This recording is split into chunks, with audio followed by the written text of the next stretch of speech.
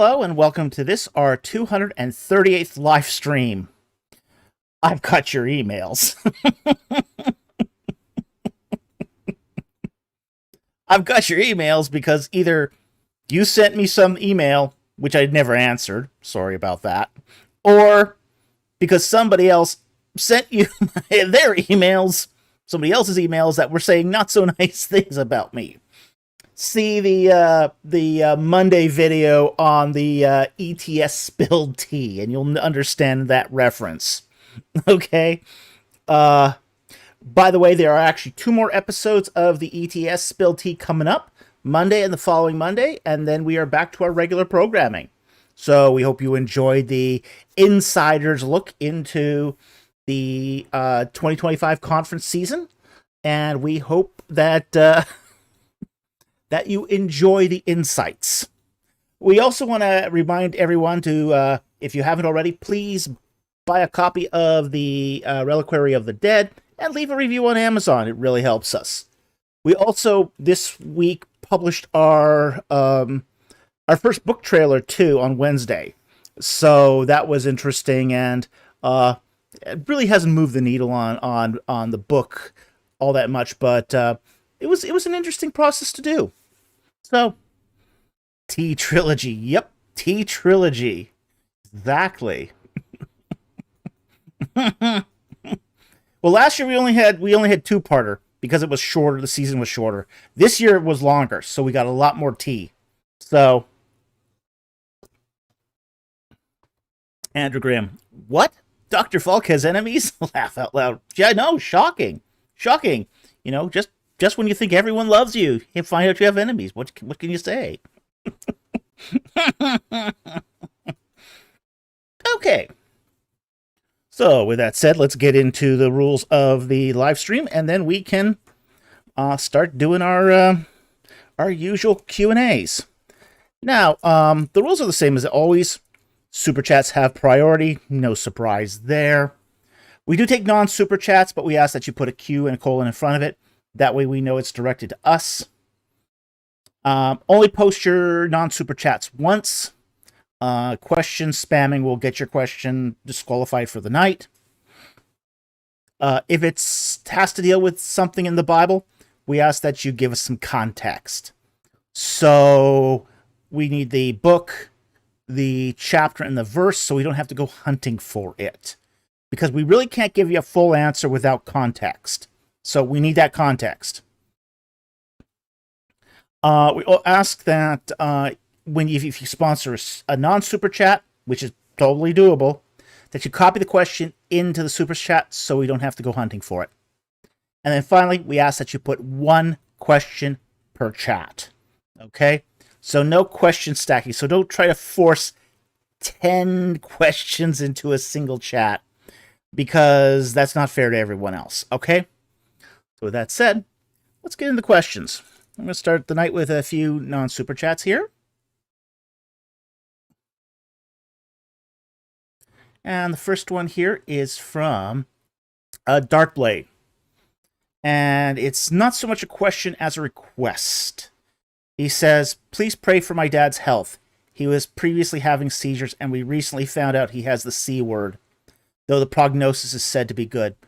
Okay, we would encourage everyone on the channel to pray for his father. If you're on our Discord server, please add that also to the prayer requests channel, so that that our community can pray for your father. Okay, so we wish him the best of health, and we will pray for him.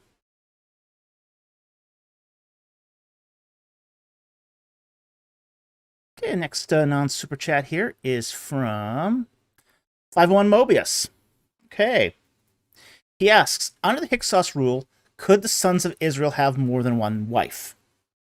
We don't have a lot of documentation from the Second Intermediate Period, so it's hard to say, but if it follows Egyptian culture in general, they would not have been permitted to have more than one wife. Okay. So it depends if they followed more Semitic cultures or if they followed Egyptian culture. I have a feeling they followed Egyptian culture here. We don't have a lot of evidence for polygamy um, in the second intermediate period. So given that, I would suspect that the sons of Israel followed Egyptian customs in this respect. Okay, so I hope that helped. Thank you for the question. Really appreciate it. Okay.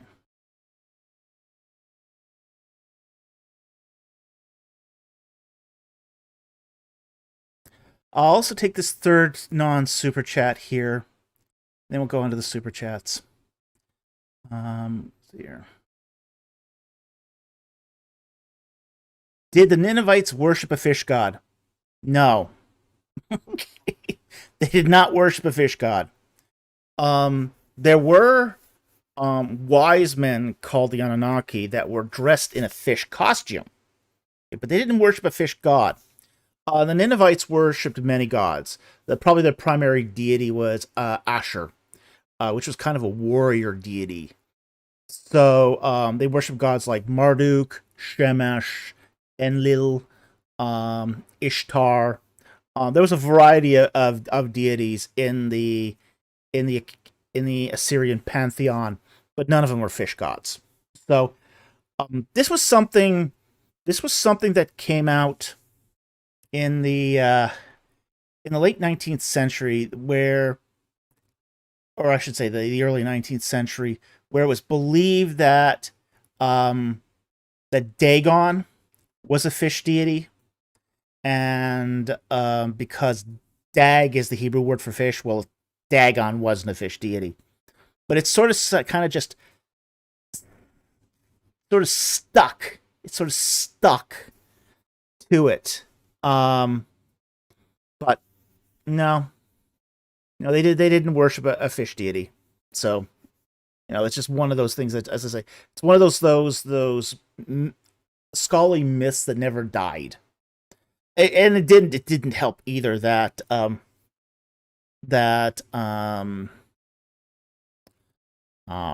Anunnaki were dressed up like a fish. Okay. So no, the Anunnaki are portrayed in reliefs as men wearing a fish costume.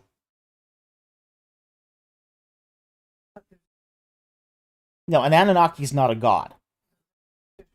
They're more like how do you say, demigods. They're more demigod status than they are full gods.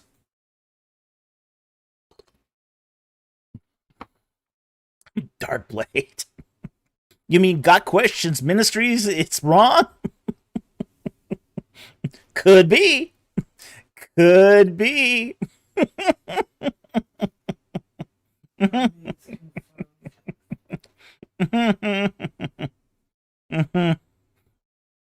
Yeah.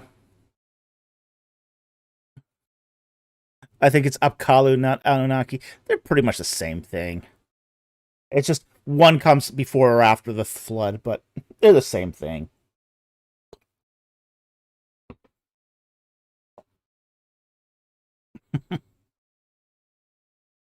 Alrighty, let's move on. Mama mermaids confirmed. They were men, so mermen.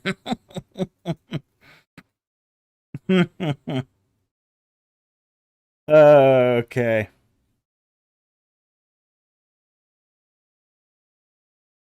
Well, let's see.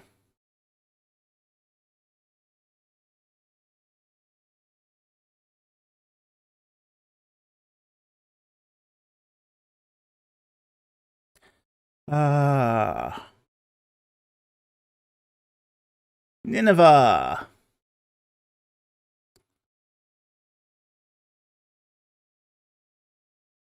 No, there's.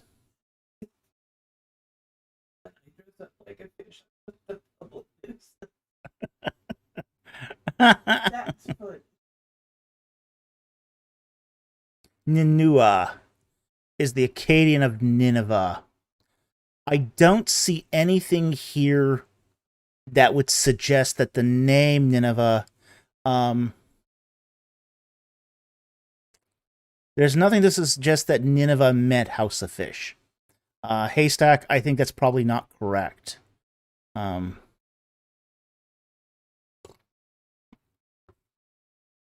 So,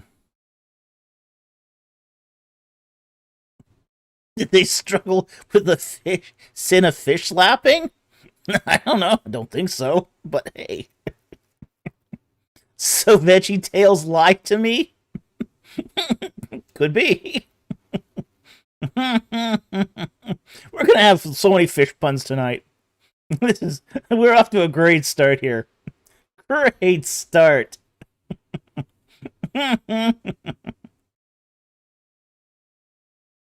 Yeah, I Mama, root word fallacy. Yeah, root word fallacy. That's exactly what it is.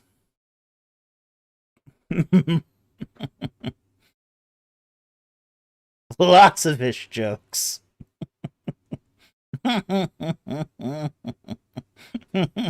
Foodie section? Could be. Hey, fish is yummy stuff. I'm just floundering here. Ooh. Okay. Well, that was an interesting digression here, Carp. All right, let's get to the super chats. First super chat here is 501 Mobius for $10. And he asks, if it is true, if Pharaoh means ruler of upper and lower Egypt, it doesn't. Okay? Pharaoh doesn't mean that. So your protasis here is not correct. Then no Hyksos king or Egyptian king during the time would be considered a pharaoh. And but that's still true, even though your protasis is incorrect here. Okay. Pharaoh does not mean ruler of Upper and Lower Egypt. Nesubiti means king of Upper and Lower Egypt. Okay. Pharaoh means big house. That's what it means. It means the big house, big estate. So that was what Pharaoh means. Nesubiti means king of Upper and Lower Egypt. Now, no Hyksos king or Egyptian king during that time would be a pharaoh anyway, because the term pharaoh comes later. It comes after the Second Intermediate Period. The term pharaoh is first introduced by Tutmosis III. So you got that going on there, where it would be an anachronistic thing to call a king of the Hyksos a pharaoh, or anyone previous to Tutmosis III. But they would all have been called Nesubiti, even though technically they would not have been kings of Upper and Lower Egypt as such. So I hope that helps. Thank you very much for the super chat. Very much appreciate it.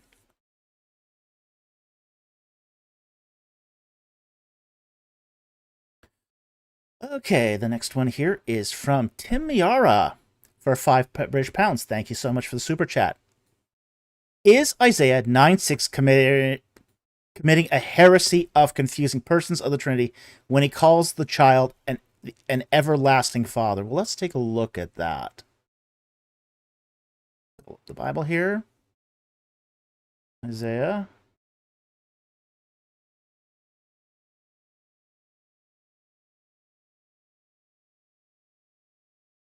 Nine verse 6. It's 9 verse 5 in the Hebrew, but we'll take it 6 here.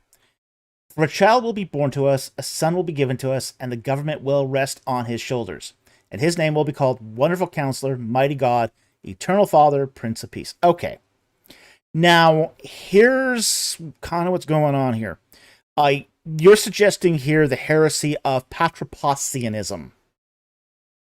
This was Professor Woodbridge's favorite heresy. Patripassianism. He would talk about this one frequently. It's the idea of confusing the various persons of the Trinity. So it'd be like looking up at the cross of Christ and saying that the Father is being crucified up there. So that's patripassianism, when you confuse the persons of the Trinity. Now, is what's happening in Isaiah 9:6 patripassianism? So I say that 3 times fast. It's not quite modalism. It's not modalism, but it is. It's its own heresy. It's a little different. Patrick.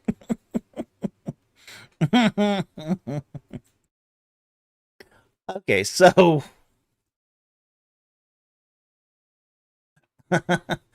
so what's going on in this? What's how it's translated as Eternal Father is Abi Alom. Now the problem is this translation. The problem is not the it's not the Hebrew that's at fault here. It's the English. Because the father here is in construct position. Abi. Okay? So it shouldn't actually be translated Eternal Father. It should be translated Father of Eternity. See, what they did in the translation here is inverted the construct position.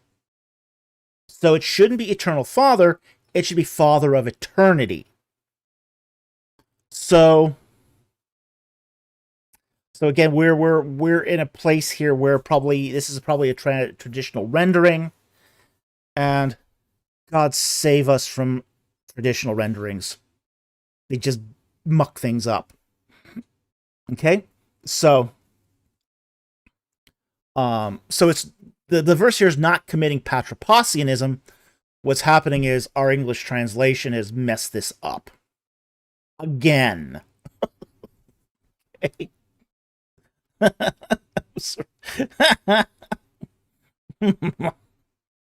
It says, sorry, I'm really tired and slap happy. Fish slap happy even. Okay. Darklink says, check. Bible Hub says it's Abiod. Sorry, Abiod. Yeah. But it is still Father of Eternity. Okay. Oh. Verse 5. There it is.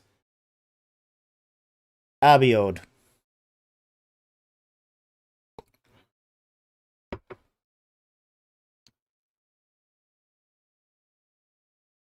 That darn Latin-based language added again. Yeah, pretty much. Yeah, so that's it. This is Father of in the construct, and this is Eternity. So you can get the sense of it just from breaking apart the word down into its components that the English is not doing a tremendously good job here of rendering it. So a Father of Eternity is not the same as the Father. So it's just more or less a statement of Christ's eternalness, more than it's, say, blame on talking shit veggies. Hey, they're making new ones. I heard that they're making new Veggie Tales. They're back after losing his entire company. Lost his entire company to that frivolous lawsuit, but he's back. Okay, let's move on here. Next question is from Joseph. 33M for $2. Thank you for the super chat. Esther 8:17. What does it mean they became Jews? Well, let's find out. Not Nahum. Esther.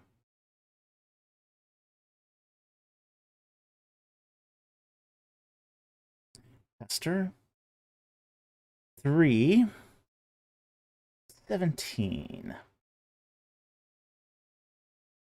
Or sorry, 817. 817.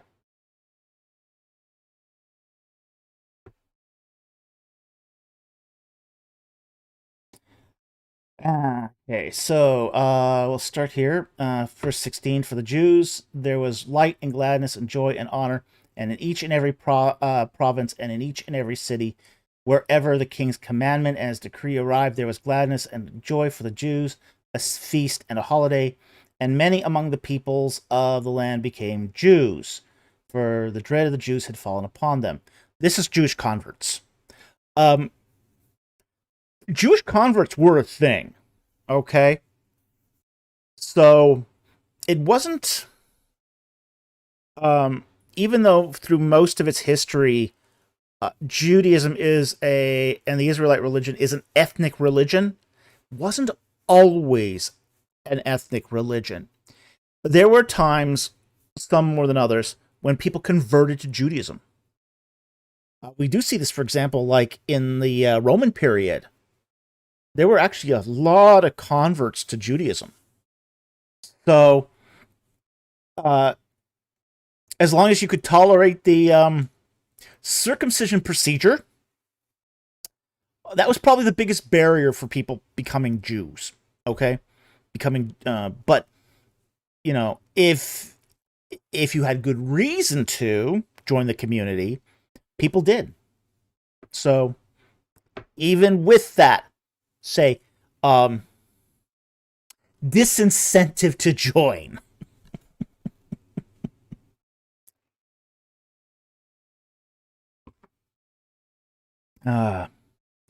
Yeah, that the circumcision process did create consumer resistance to joining Judaism, but um, many people still did. So, but you know, it was a thing, and people did do it from time to time. For women, it was a lot easier to convert. A lot easier to convert. It was just a nice bath. Women got a hot bath. Men had to get snipped. Yeah, take a bath anytime over getting snipped.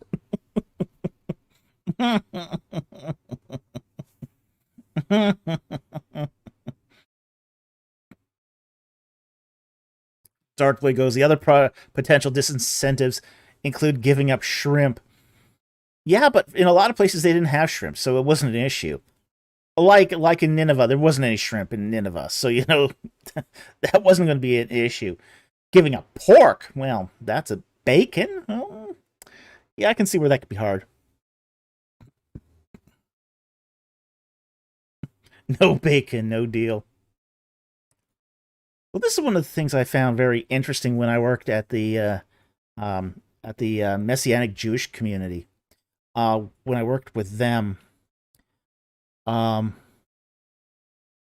the Gentiles were much more concerned about keeping kosher than the Jews. I I don't know why. Much more concerned. A week wouldn't go by when I would get some Gentile calling me up, uh, some goyim, basically asking, oh, is it too late to start cleaning my house for Passover? We're 3 days into Passover already. You know, yes, probably. Or do I have to stop eating unleavened bread during that? I would get that all the time. Some Gentile calling up around Passover time, saying, "Do I have to stop eating unleavened bread during this time?" or, questions about the rules of kosher. You know, are marshmallows kosher? Are mushrooms kosher? Do I have to give up bacon? Like,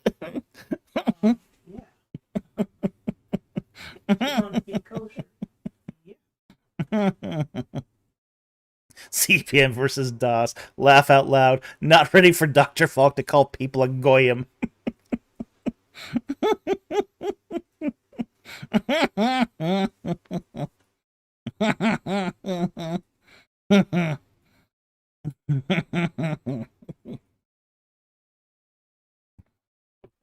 mean, I knew all sorts of Jews who would eat bacon. They would never talk about it.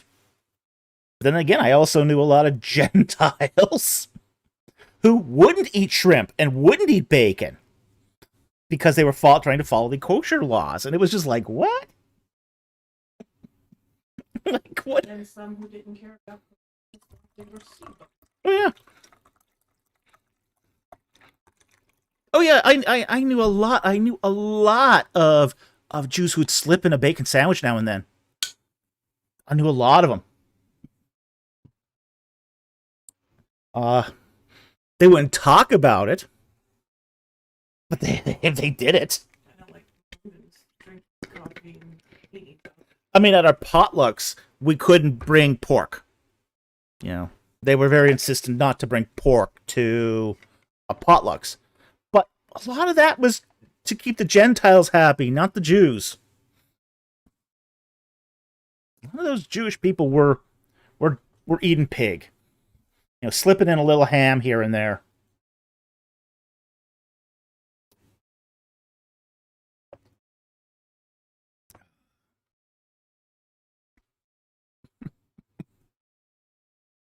Life without bacon. What about eggs? Eggs are fine. Eggs are totally kosher.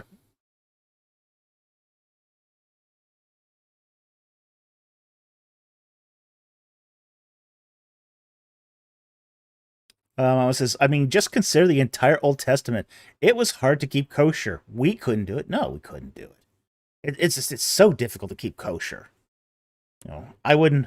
And frankly, I think a lot of those kosher laws are based upon misinterpretations anyway.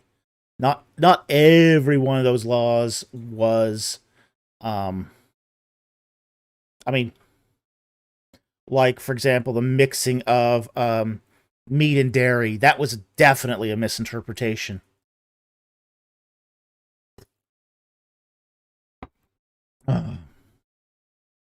So, Blue Dog. I remember my Jewish boss chowing down on some pork ribs, and I said, "That's not kosher." And he said, "Neither am I." Fair enough. Yep.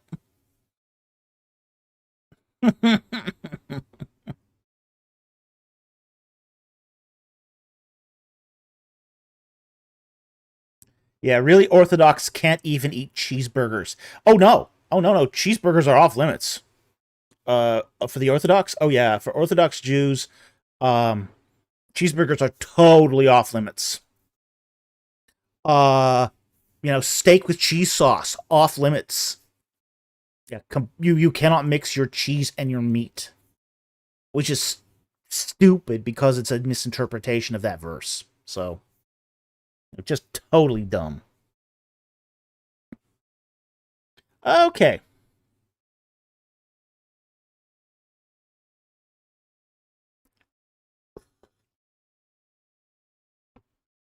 Let's move on here to the next question. Now, we have got Darkblade, or sorry, not Darkblade. AT Ministries is back with his lists of questions. So, no, what? Locus? Okay. 6:30. CPM versus DOS. Locust. Now that's kosher. It is kosher. Locusts are kosher. Ironically. Don't ask me why. I think because they're grain fed. But yeah, locusts are kosher. So, most bugs aren't. But locusts are kosher.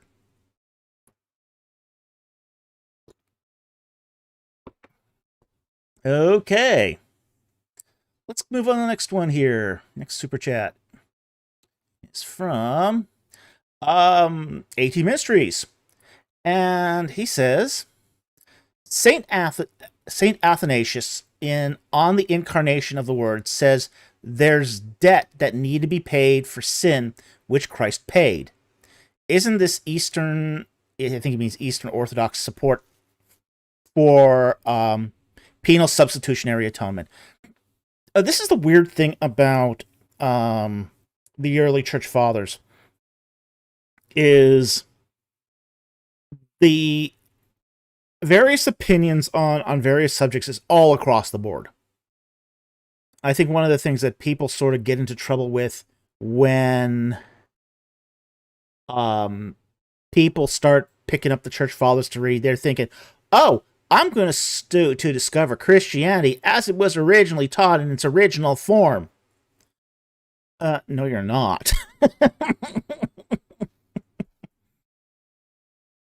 So you'll start reading the church fathers on one opinion, and then you go, okay, I think I understand the early Christian position now. Then you go to the next church father, goes, oh, that's the opposite position. Then you read another church father. Okay, now we got a third position, and what you find is this huge diversity of opinion in the church fathers. So, so you will find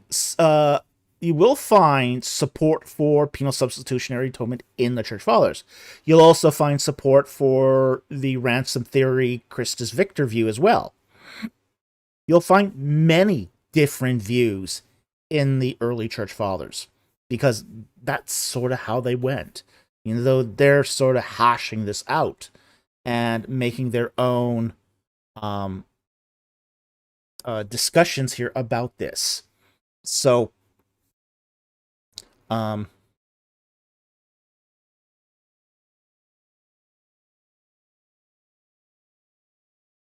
Cohenkamp, do you ever stop reading the church fathers? Like, isn't there a ton of material? Yes. Yes, there is. There's like 1,000 volumes. I don't think anyone can read it all. I know of no, even a scholar, I don't know any scholar that's read all the material from all the church fathers.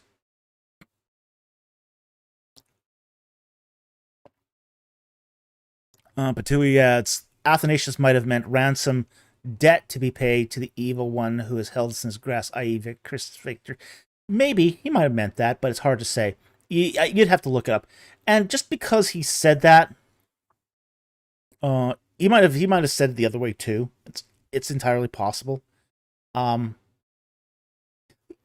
problem here is that if you read enough church fathers, you'll probably find the support for penal substitutionary atonement, even if it's not expressly teased out, like you find in Anselm. So it says, Acrolis says Amazon has a nice 56,000 page collection. Not sure if it's all the works. Probably not. Oh no, probably not. I mean, I'm quite literal when I say about 1,000 volumes. Migne alone is 400 volumes, and his works aren't complete. Yeah, it is kind of a fun start. Abridged. Yeah, 56,000 pages abridged. Yeah, probably. BC4YT, I want the entire Father's collection in audio book. You'd be lucky just to get it translated in your lifetime. You get it translated in your lifetime, consider that a win. I mean, there was this Church Fathers series, and I don't remember it, where they're trying to translate it all, but they haven't gotten there yet. It's going to take them a long time. The only thing I don't like about that collection is it's sort of it has a very Catholic bent, Roman Catholic bent, not necessarily a true as true to the original text as it could be.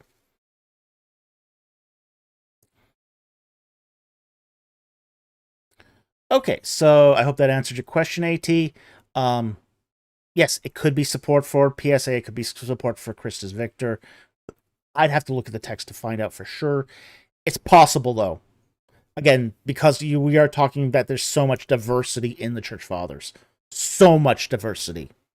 I mean, anyone who doesn't recognize the diversity of the church fathers hasn't read enough of them. Seriously.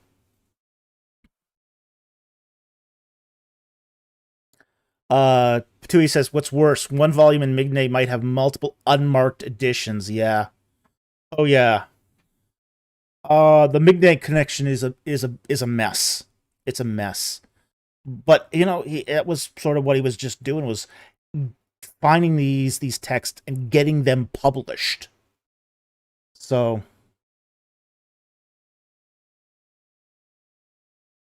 we have a lot of what we have though because of Migne. Okay, let's move on here. Next one here is also from AT Ministries, and he asks, why did the angel wrestle Jacob, though? I really would have needed a Bible verse, a passage to go with this, okay? There would be... It's hard to say exactly why he wrestled, other than that seems that Jacob challenged the angel to force a blessing because of his pending meeting with Esau. Okay? At this point where the angel wrestles Jacob, Jacob puts the women across the river, women and children across the river, and he's about to face Esau alone. And he grabs onto the angel and says, I won't let you go until you bless me. And that's when they start getting into a tussle. Because he's just refusing to let go.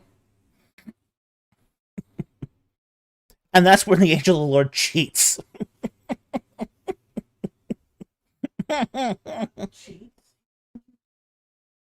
He learned jujitsu from the best.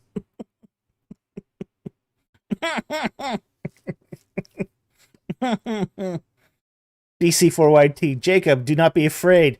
Give me a blessing. Yeah, pretty much. Good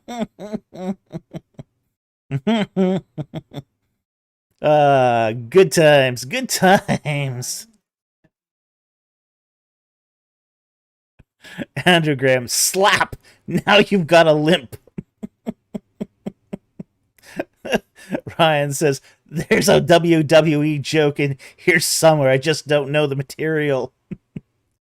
Ooh, DC4YT, Jiu-Jitsu?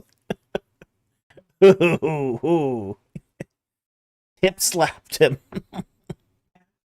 Hmm?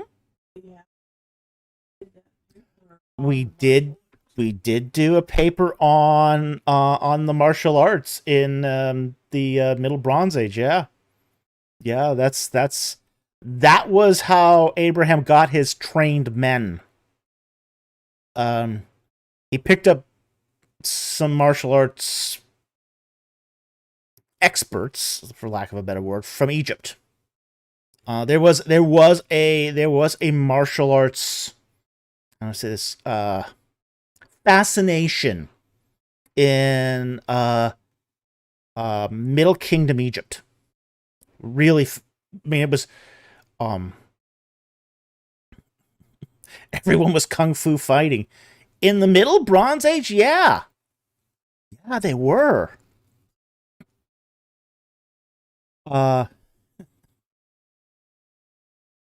Undamiel.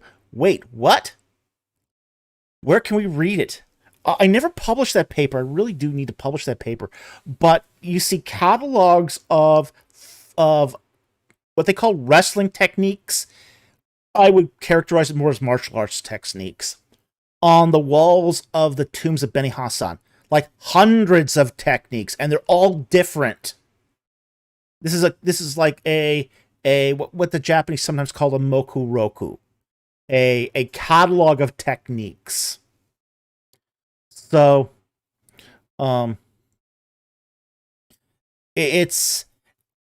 was the sort of the absolute, how to say this, elites reveled in this in at least the watching of these advanced wrestling techniques. Things such as they were doing things such as leg sweeps, hip throws, um, seoinagis, all that stuff. It was imagine being drop kicked by Abraham.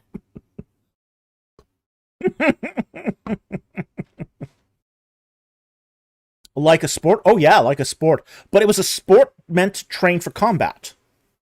So you see these hundreds of wrestling techniques, and then they had a weapons section where they were doing the same thing with weapons. So it was it was a martial art that was designed for combat. So very similar to what we would see in, say, jujitsu. Very similar to that. Uh, kind of like Krav Maga, but much more formal than Krav Maga. As I said, like very much similar to what you would see in classical jiu-jitsu, not MMA Brazilian jiu-jitsu, but classical jiu-jitsu. Okay, so yeah. So why did the angel wrestle Jacob? Because he wanted the blessing. Because Jacob wanted the best blessing, and Jacob wouldn't let him go. So hope that helps.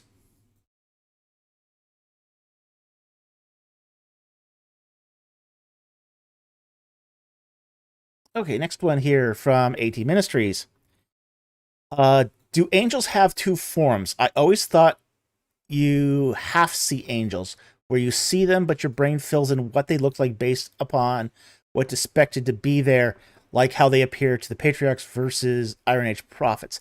Yeah, there is that aspect of angels where the brain does fill it in. Okay, but it's not a half see either. You're actually seeing it, but you're we have to understand that what we see is only partially produced by the eyes. Your brain is what actually does the seeing. Your eye is just the optical instrument that gives the brain the cues to fill in the rest. Okay? So, and this is how we normally perceive anyway. Like we think we see everything around us, but we don't. Like your eye is taking an input. Like, for example, here's a perfect example: your peripheral vision. I mean, right now I can see Mrs. Producer through my peripheral vision. Yes, yes, very funny, very funny. She's making fun of me in my peripheral vision, but I don't normally notice her. I don't normally see her in my peripheral vision. Your peripheral vision, you have to focus. You have to focus on your peripheral vision to use your peripheral vision. So it's not automatic. Your brain has to sort of switch gears to use that peripheral vision. Normally, you're just going to see what's ahead of you because that's what your brain does. So your brain is always selecting things out of the optical input. It's not using all the optical input all the time. Like, for example, too, you got this there's a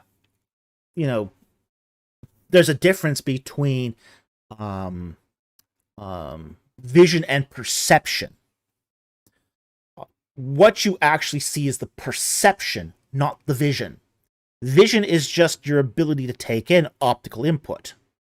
Your perception is how your mind makes sense of that optical input. So in the case of angels, you do have angels in multiple forms depending on what the brain is expecting to see. You do get some angels that appear in human-like form, with a simulacral body, because the brain is filling that in. You also see them too in, say, more spirit critter form. Like with winged wings stretched out, 6 wings and multiple eyes and that sort of thing. So it is very um it is very dependent upon how the brain sees it, but this is true of all vision. This is true of all vision. It's not just true of, say, how we would perceive spirit creators. It's how we perceive other things as well. So,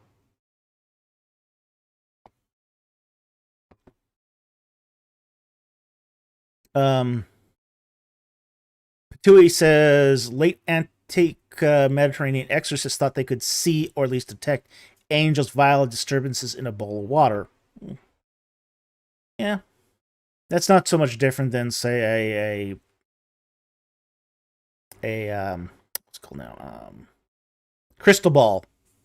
Yeah. It's the bowl of waters is a foci for that sort of thing. So, okay, so AT, I hope that helps. Thank you very much for the super chat. Very much appreciated. Next one here.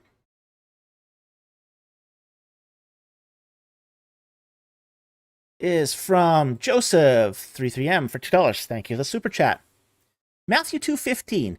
How is this prophecy about Jesus? All right, let's pull it up.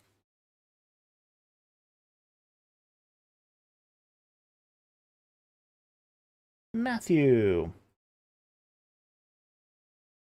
2:15.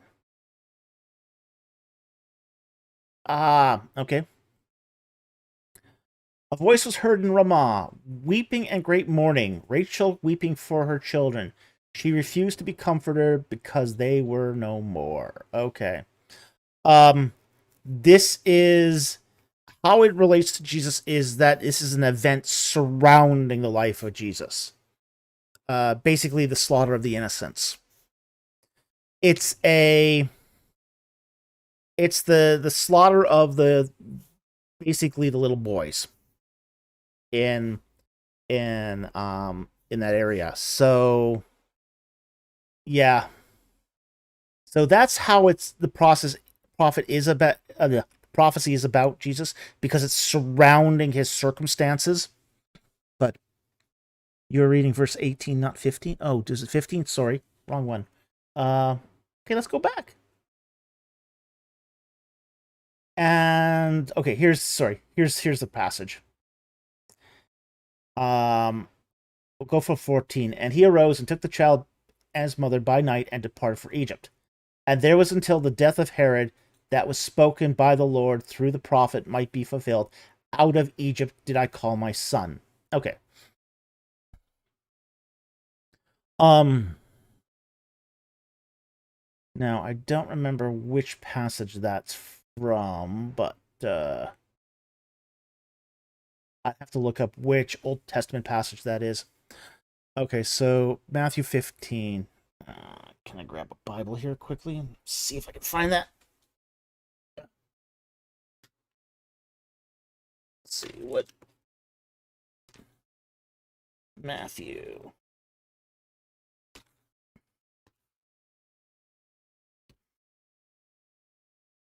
2:15. Hosea 11:1. All right, thank you. Would have found it eventually.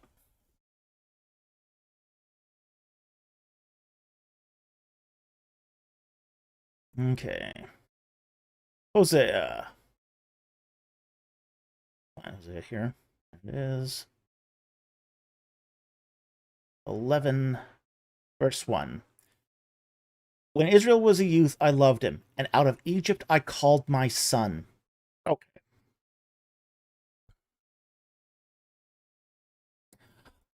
This is a call, an allusion to the Exodus, but the Exodus we know is a parabolic act in a way. It is the whole sort of Passover Exodus event is, say, setting up for Messiah. Okay, so in this particular case, out of Egypt I called my son. Well, they look back, basically the gospel writers, they're going to look back at what the life of Christ was like, and they're going to make comparisons, and they're going to see if this matches the life of Christ matches what's found in the Old Testament. So, in the case of Hosea 11:1, out of Egypt I called my son. Well, okay, this is the Lord speaking, and Christ identifies himself as the Son. So, gospel writers are going to go back and they're going to look for references to the Son and say, okay, does this match the life of Christ? Well, Christ, as a child, did flee to Egypt. He did flee to Egypt, and as a result, after the death of Herod, he comes back. He returns. So, Francis Dobbs asks, is the slaughter of innocents even historical? That's a good question. We're not quite sure if it's historical. But here's the thing. Slaughtering of children was a trivial act for a monarch. Okay? It's possible, but it wouldn't have made much of a note.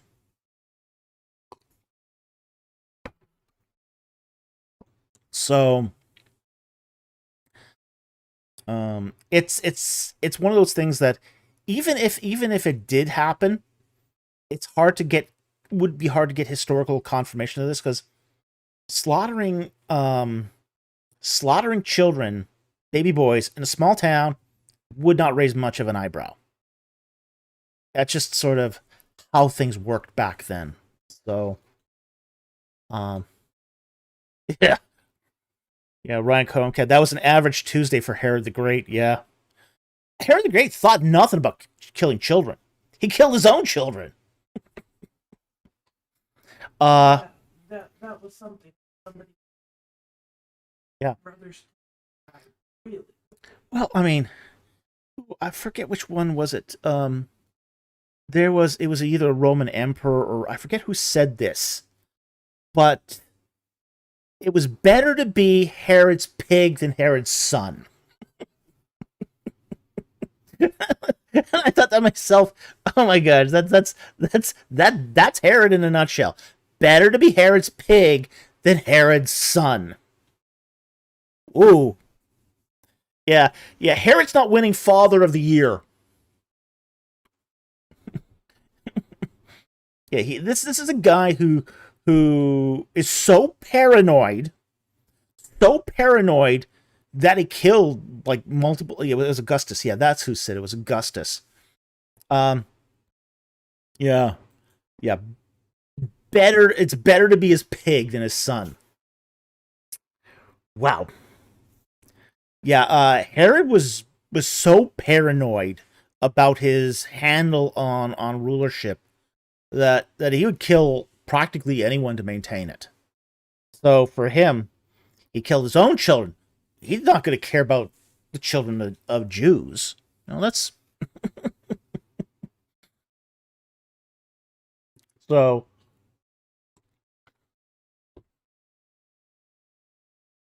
John Smith asks, are there any good books for the laity to read detailing the historical life and acts of Herod? I'm not sure.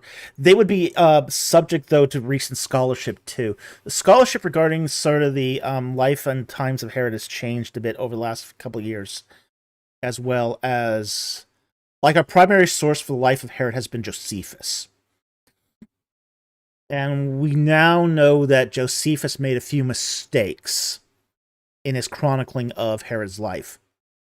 So, I don't know if there's a good book on the life and acts of Herod. You can kind of get a broad view of it from Josephus, but understand too that some of what Josephus said is not exactly reliable either. So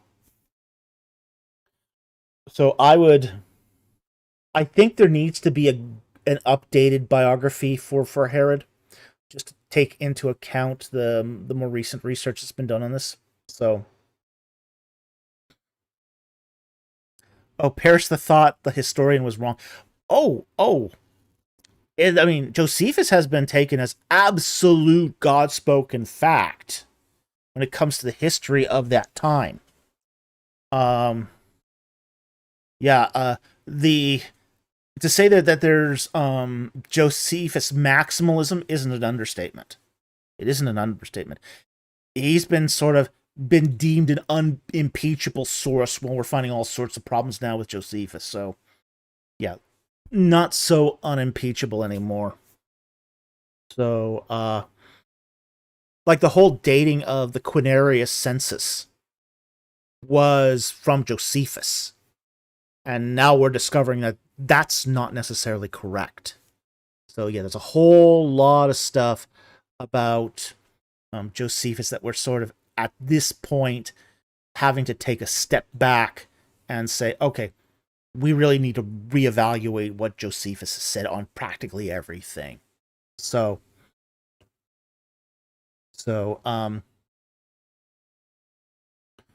yeah, it's one of those things that is just more recent scholarship, like in the last 10 years, has shown cracks in that whole maximalizing Josephus as a source. Merv Monson, critical scholars even call Acts fiction and claim Luke copied from Josephus. Oh yeah, as I said, they put Josephus on a pedestal and sort of treated him like he never got anything wrong, and it's like, no, it's, there's a lot of things now about Josephus we know isn't correct. There's even been some suspicion that he changed some of his sources. So that's never good when you have a historian change their sources. So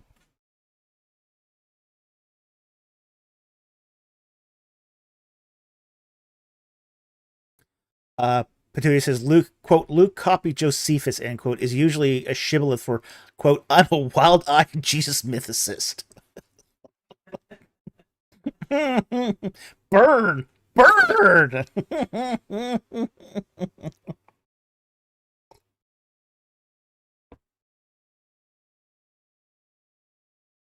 Oh, boy. Okay, so, essentially, what I would say about the prophecy of out of Egypt I called my son is that I'd say it's likely, given, say, how Herod behaved, that Jesus was taken to Egypt and then came back out. So I have no reason to doubt that part of the narrative. And there were Jewish communities in Egypt. So there's actually a lot of. Here's one of the things: is we're going to have difficulty figuring out which of those colonies those enclaves in Egypt where Jews settled, because there were so many of them. You had Pelusium, you had Alexandria, you had Tel Yehudia, you had Elephantine. There was a number of them in the first century. So,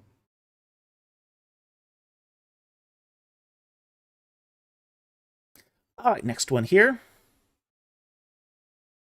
is from CPM versus DOS. What can you tell me about Sumerian and Akkadian, and any good resources for learning them? Yeah.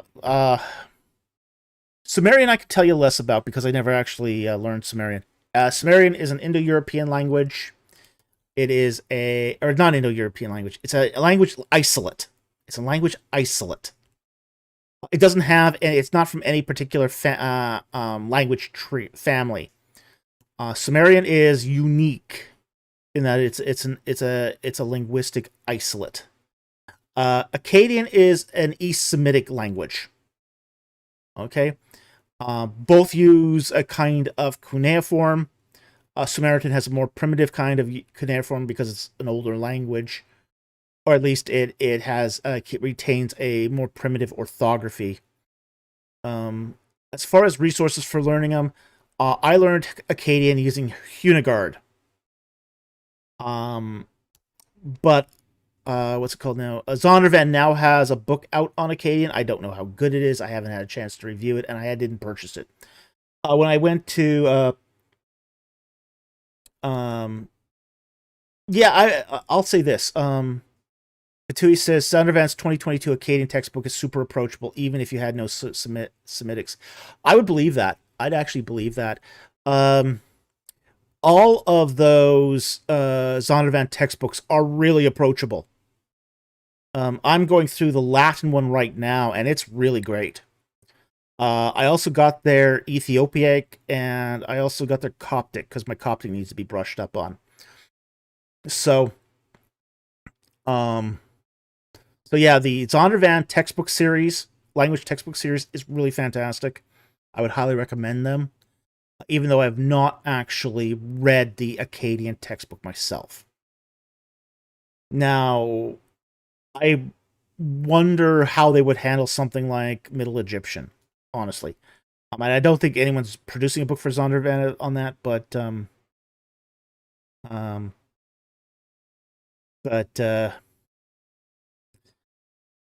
I saw a new textbook recently on Egyptian, and it just like tore my hair out when I saw it. But hey, it's getting back to the original question on Sumerian and Akkadian. I don't have a good Sumerian resource for you because I didn't actually learn that language. Akkadian, the Hunagard is probably, it's a thorough reference grammar. Okay, a thorough reference grammar. It's got the kitchen sink in Hunagards. But the Zondervan is probably more approachable and easier to learn Akkadian from. So that would probably, Tupadui's probably not wrong here. That whole language series from Akkadian is written from the perspective of approachability. So, hope that helps. Thank you for the super chat. Really appreciate it.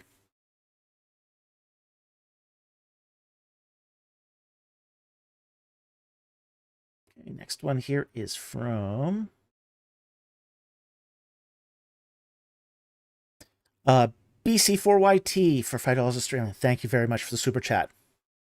Just bought the Reliquary of the Dead audiobook on Google Play. Oh yeah, it's all coming together. You're the second person now who's bought it.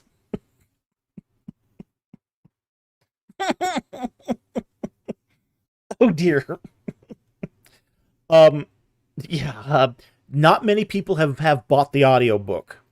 So we are, at this point, seriously questioning if we're ever going to do an audiobook again, because it was so much work to do.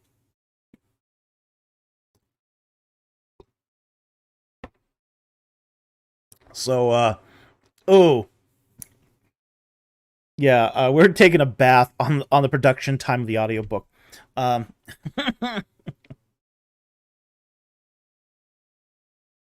Is it on Evil is on? It's supposed to be, but I haven't checked.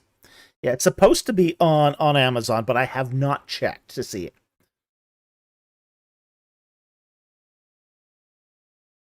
Tim Yar, wait, did you narrate it? Yes, I did.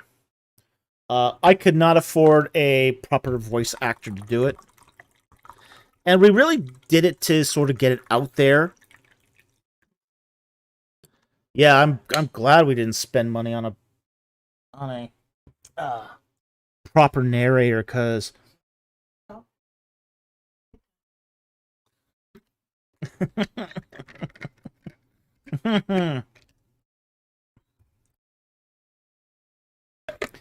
Francis Dobbs, books always seem to do far better than audiobooks. Yeah, they do. I mean, our books have done a lot better than the audiobooks.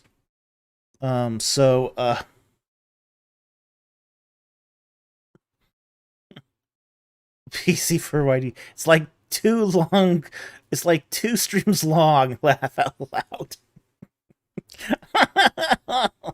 It's 9 hours. It's 9 hours. So yeah, about 2 streams long. But the editing is really takes a lot of work. It really took about 40 hours to produce. So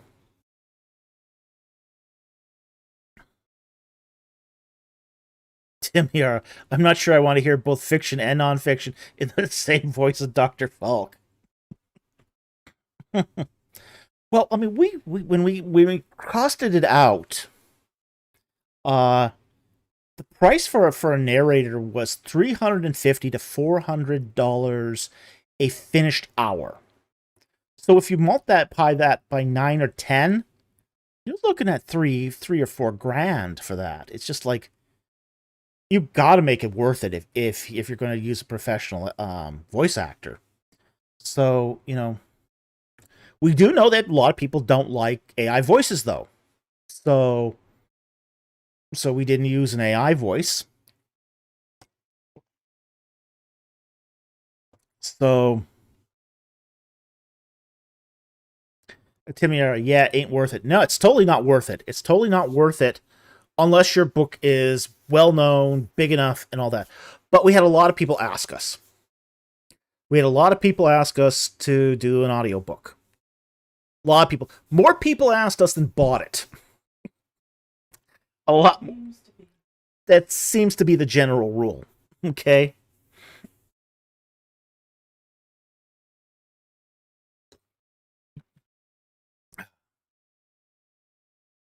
As David Suchet to read it. Oh, that'd be so cool if he read it. He um he's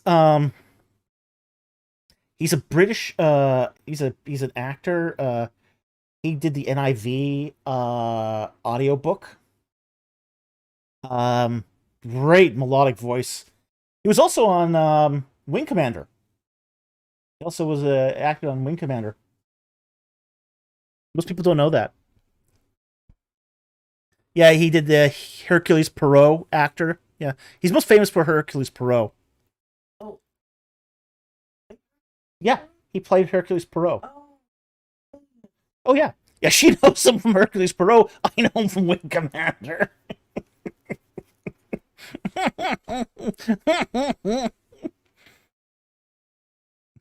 CPM versus us. Love Wing Commander.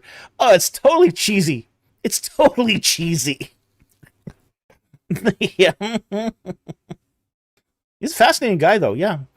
He became a Christian at 40, says BC4YT. Yeah. Yeah. Um.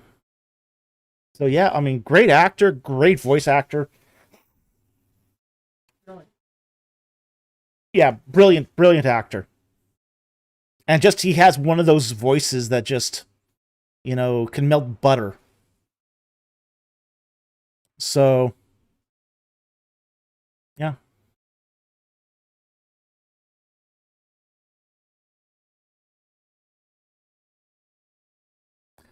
Okay, so yeah, thank you very much for buying the audiobook. We appreciate that.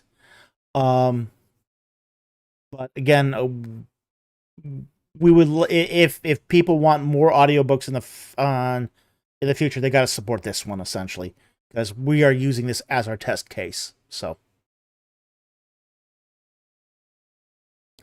uh Dewey says AI voices are shockingly good now. Yeah, they are. I will admit. I read Michael A. Williams' book on Gnosticism via TTS and an AI voice. It can transition smoothly, even Greek Latin accepts excerpts and remain comprehensible. Yeah, when I did the used AI for the voices of the book trailer, and the reason why was because I didn't want to wake. She was sleeping, so I didn't want to wake her up with recording my own voice. So for the book trailer, I used an AI voice. Worked great. Their AI voices have come a long, long ways. Like things like 11 Labs.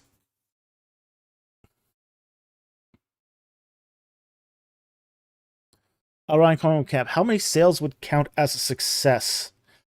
I would say if we had 20% of the book sales that we have, then we would consider that probably a reasonable success. So we've sold about 200 copies of the book. So given that we've sold 200 copies, that would be about, I guess, 40 copies of the audiobook. So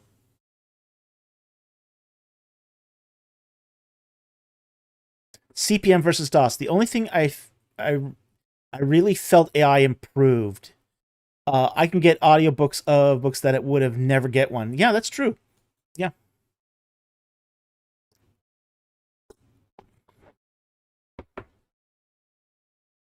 BC4YT audiobook was $10 US. What's your cut?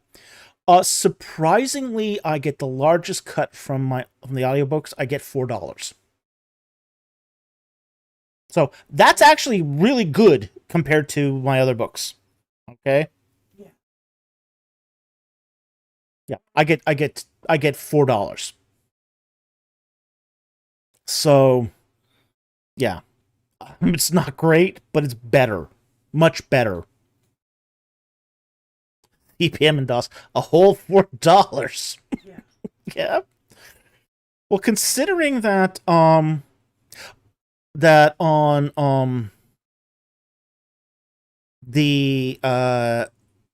hardcover, I get $1.90. On the soft cover, I get $2.10. And the audiobook, or sorry, the ebook, I get 75 cents. So, which is why one of the reasons actually we want to get more people reading the ebook. So, we've actually put the ebook on sale right now. We've dropped it to half price. So if you want to get the ebook right now, it's a great time to do so. We know things are tight for people at the moment, so if you want to buy the ebook, I think it's gone on sale for $2.99 everywhere. So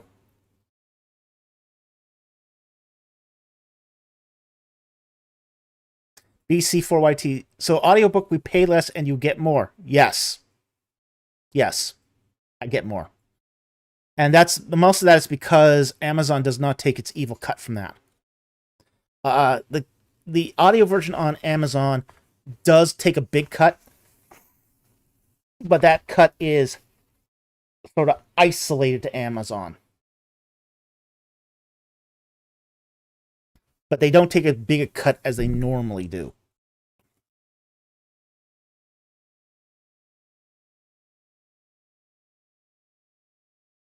Yeah, Kiara says correctly, other platforms use Amazon as their base price. Yes, they do. So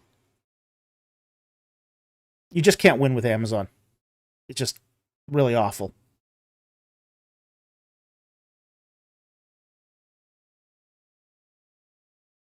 Okay, so thank you again for buying the audiobook. It's nice to know that somebody bought it.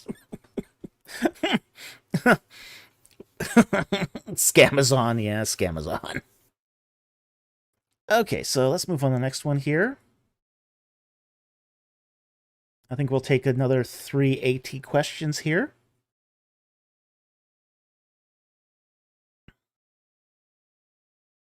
Okay, how do we know Genesis 10 is ethnography?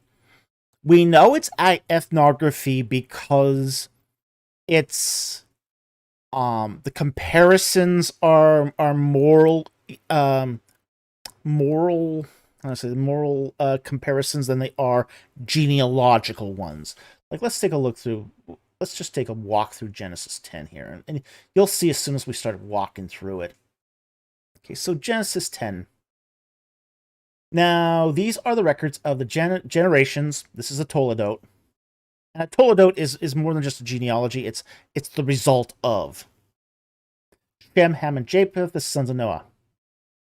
The sons of Japheth were Gomer and Magog, Madai and Javan, Tubal, Meshel, and Taras. And the sons of Gomer were Ashkenaz, Rifah, and Togmarah. We go down here. And the sons of Javan were Elish and Tarshish, Kittim, and Dedanim. Now, where we see the ethnography really come out here is when we hit verse 6. And the sons of Ham were Cush, Mitzrayim, Put, and Canaan.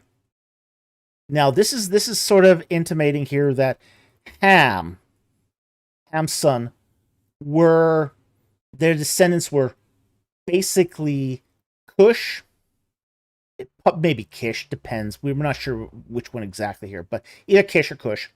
But Egypt, Put is Punt. So that's the area south of Egypt. And Canaan. And the sons of Cush were Seba and Havilah. Now that's Sheba. That's across the ocean there. So going from, say, Ethiopia and Sudan over to the Saudi Peninsula. Okay? So there isn't really a genealogical relationship there. Sheba and Dedan. Okay, now Dedan is probably not actually near Sheba. It's probably that Hittite state north of, say, Damascus. So now you're starting to get an idea. Cush became father of Nimrod. Now we know Nimrod is an aggregated character. It's one of those characters in the Bible that's has been it's a composite of many different rulers and many different people. The beginning of his kingdom was Babel and Erech and Akkad and Calneh in the land of Shinar. And in Shinar, that is Mesopotamia. But Babel and Akkad and Calneh were not formed at the same time. So we know Nimrod here is a composite character. And from the land he went forth into Assyria and built Nineveh and Rehoboth, Ir, and Calah. And Mitzrayim, this is Egypt, became the father of Lydia, Ananim, Lahabim, and Naphtuhim. This is, if I recall correctly, that's Cyprus. Okay. And I might not be recalling that correctly. Patrusim. Okay. Kalushim and Kaptorim. Okay, so it's ascribing Philistine sea peoples to being a descendant of the guy who founded Egypt. And we know that's not correct. We know that those peoples came from, say, the sea peoples of Greece and Turkey. Okay, so we do know because of this, we can figure out that this is not talking about, say, a genealogical descent, but a ethnographic descent. So,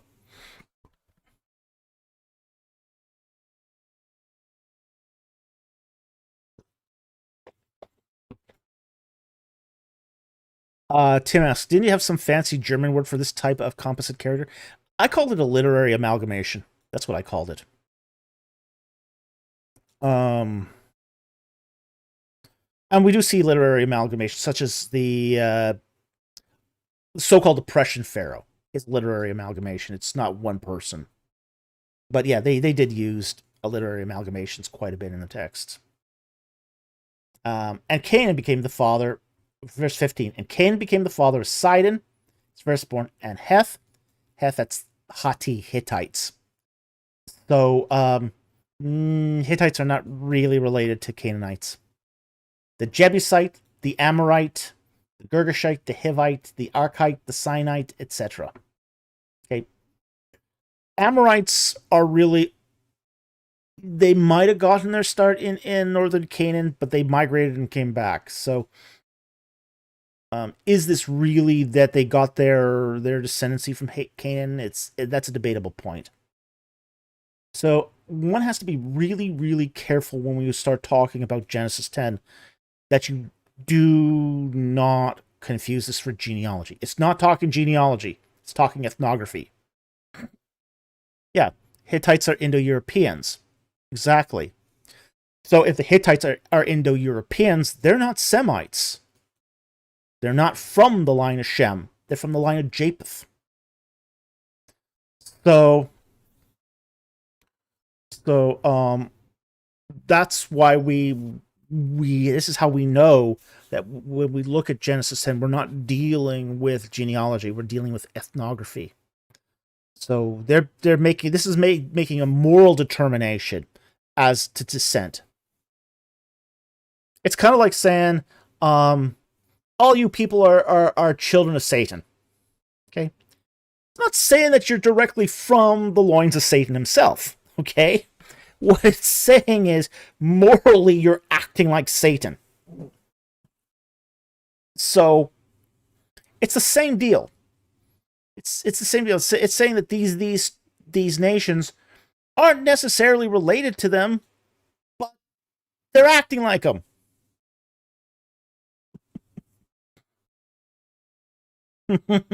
Timmy, you can call someone a heathen. Yeah, well, yeah. From the heath. It doesn't mean they're actually from the heath. But they're acting like they came from the heath. were you were you raised in a barn, son? Well, no, not really. Most people aren't raised in a barn. But some sure act like they do. Some people are raised in a barn.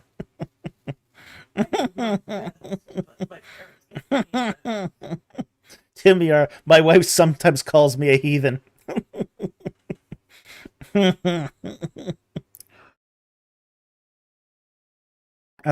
Lovely, lovely.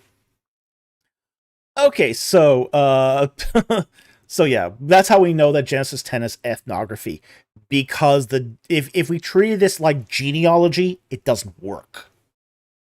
So you can't treat this like genealogy. You have to treat it like ethnography.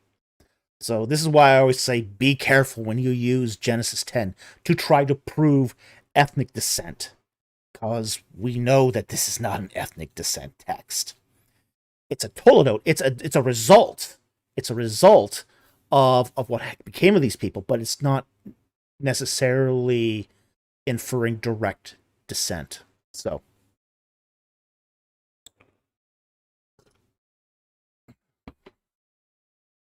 Slammer, I am not even going to try to pronounce that.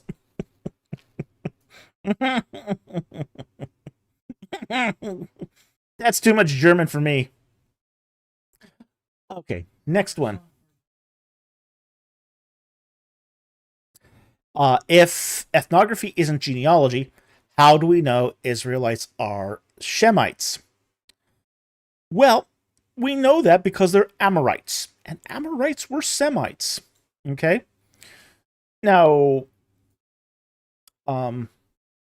Semites are it's not it is a people group, but it's also a language group. Okay? And we do know that Amorites were Semitic people, a Semitic people. They probably did get their start in Canaan during the early Bronze Age, moved out of Canaan, occupied much of Mesopotamia, and then came back to Canaan and traveled down into Egypt. Amorites really got around, but they are Semitic people, and Israelites are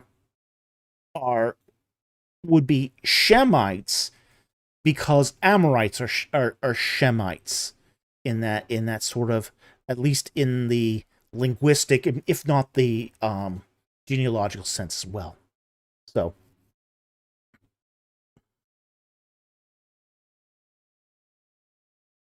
all right.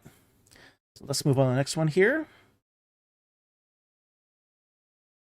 Thoughts on yoga, tai chi, meditation, and other Eastern practices. I've heard a lot of weird spiritual anecdotes. Okay. I it would be remiss of me to say that you can treat all of these as one and the same. So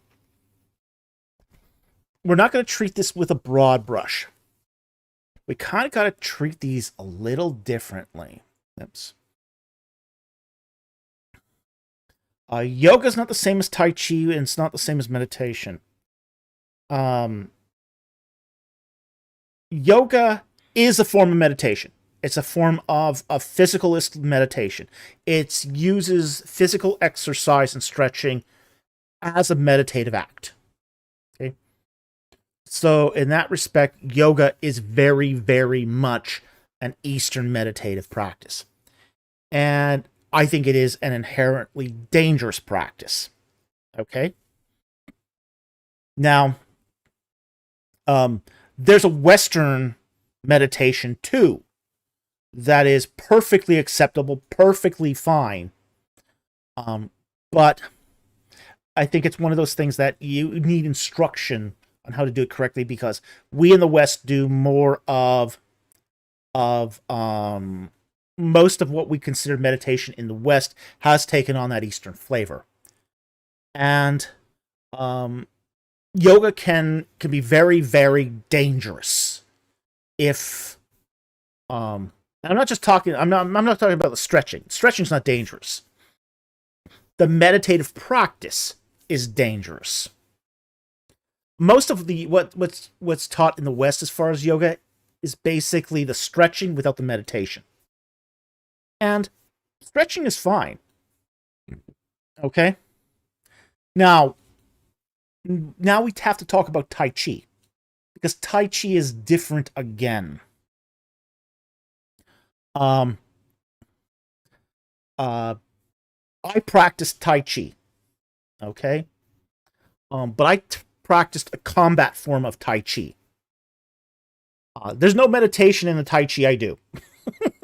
Okay. Okay. So, yeah, you would never know that I practice Tai Chi, but I do practice Tai Chi. Okay. It's but I use it's a combat style. It doesn't use meditation. It's not meant to be meditative. It's relaxing. I'll say that. It's very relaxing.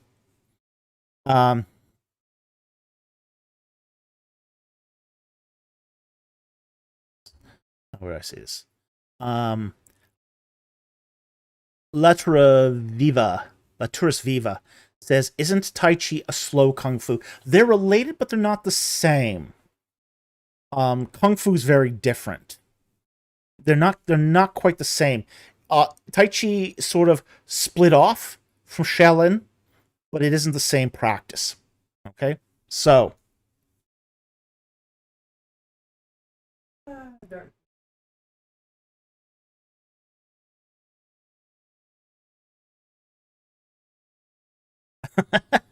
Darkblade, do you still move your limbs at a speed of 10 miles per year? Sometimes, depends how stiff I feel in the morning. I'm going to spill Ooh, terrible pun.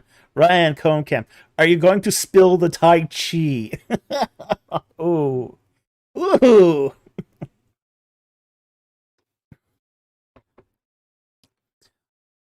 Oh, Merv Monson, what about Feng Shui? Feng Shui is a Taoist practice. Um, it's a Taoist decorative practice. Uh, it is, yeah, it's balancing energies. It is religious, so you're organizing your home after a religious system. So I wouldn't do that either. Um, but but um, but as I said, I've practiced Tai Chi. I practice a Chen style, Chen. It's a Chen style is a combat form of Tai Chi. It doesn't necessarily involve any meditation. Well, you can do meditation with it, but you don't have to. I never did. I sort of use Tai Chi to sort of keep up my jujitsu suppleness. So,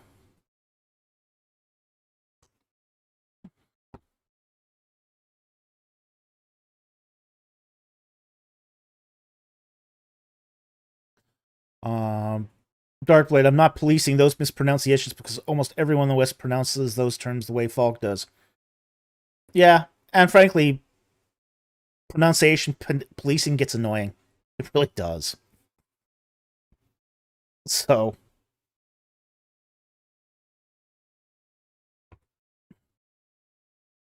Patui says in pre-modern societies, it was hard for anything not to have a religious spiritual in someone's mind. Yeah, true. True.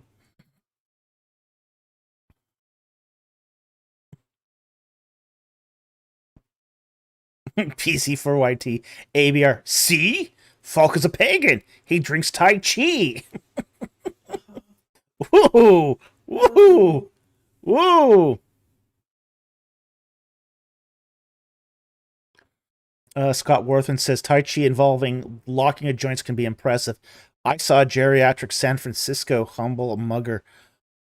I saw a guy, a practicer of Tai Chi, break a kung fu fighter's wrist with a block, and it was just like one of those, where the fist came and just the guy just puts his hand out like this, broke his fracture to the guy's wrist. Yeah, it's really underrated. Yes, combat martial arts is extremely underrated. The style I do also has weapons like sword. There's sword forms as well. So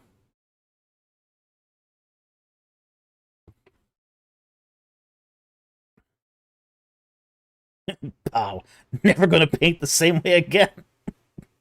Oh, that's for sure.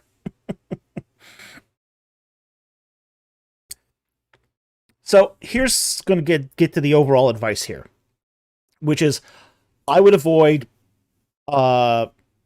yoga as a general rule.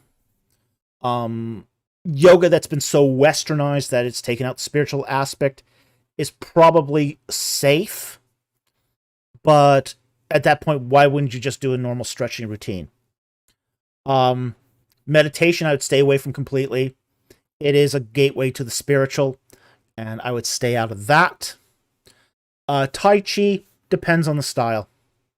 Like any martial art, some Tai Chi is completely safe. Other forms of Tai Chi are just the meditation. The meditative styles, stay away from those. The ones that have no meditation in them, or at least where it's not emphasized or demanded, yeah, feel free to use your discretion there. Okay? Is Pilates okay?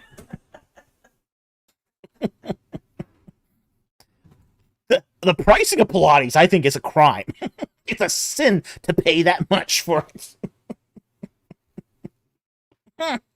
Have you seen the prices of Pilates instruction? Whoa!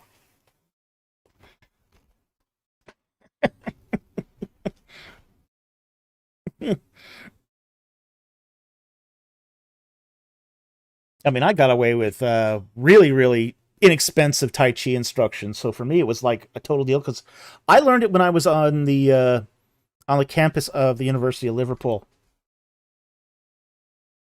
in my Slack year, and it cost me like $30 for an entire year of Tai Chi. It was a steal, absolute steal. I guess it's 30 British pounds, but same thing.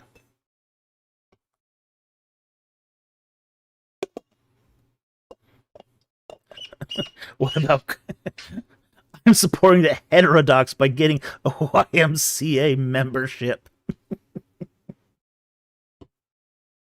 Hey, everyone knows it's fun to be in the YMCA.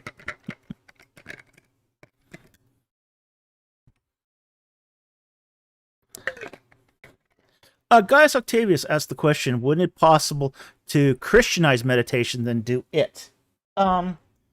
You can westernize Christian meditation, but it's not the same, and it doesn't take to physical exercise in the same way as, say, Eastern meditation.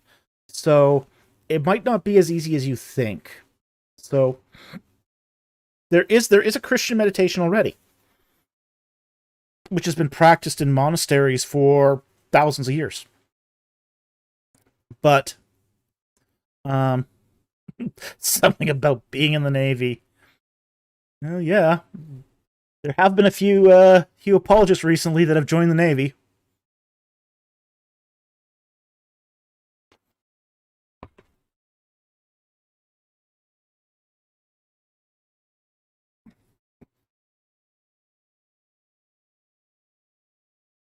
Okay. So let's move on to the next one here.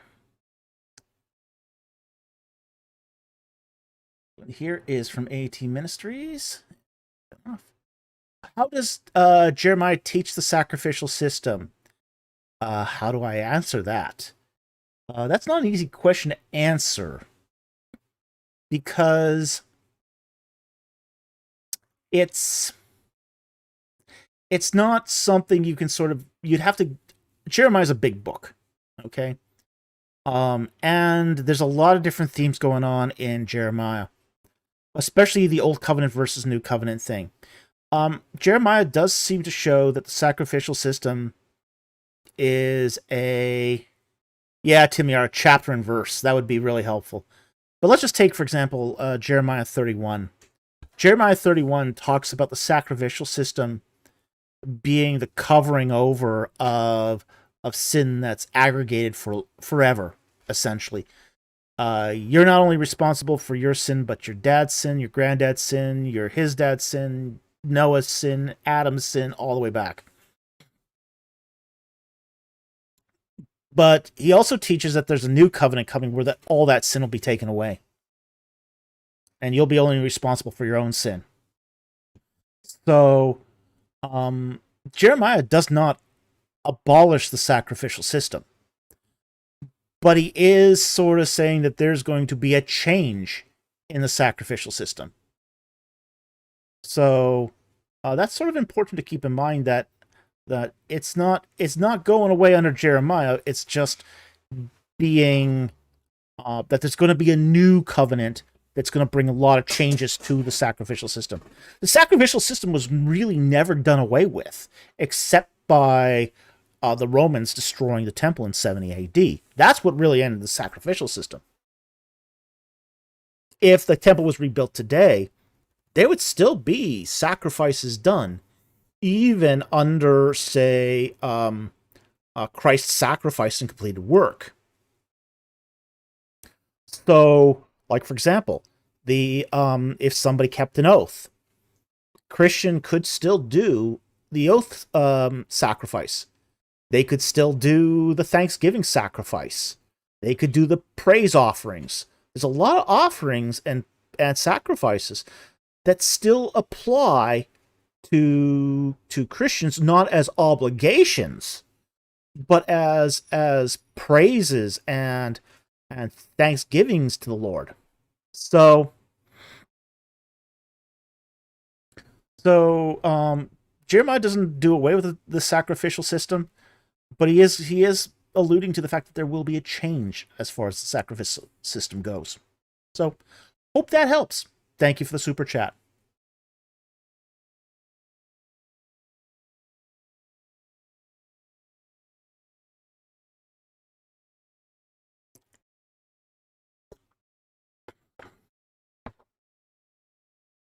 Keeps learning. Catholics think Mass is a real sacrifice.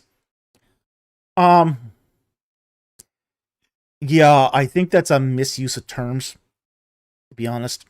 I know they think that because of their doctrine of transubstantiation. In many ways, it's putting Christ to death over and over and over again. But I don't think that's what's really meant by sacrifice. Okay? Sacrifice is when you take something that you really, really value and you give it up for something even more valuable. Okay? So, nobody in Mass is giving up Christ. At least they shouldn't be.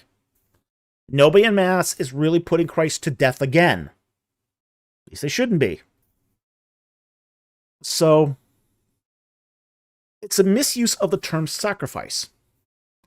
You know, when we talk about, say, like, for example, child sacrifice, you know, it was the idea that you gave up your child because you really valued that child.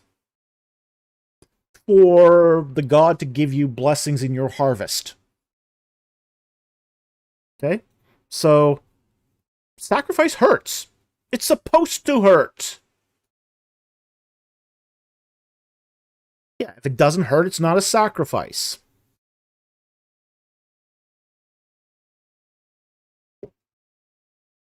So, the Mass is a ceremony. It's a ritual.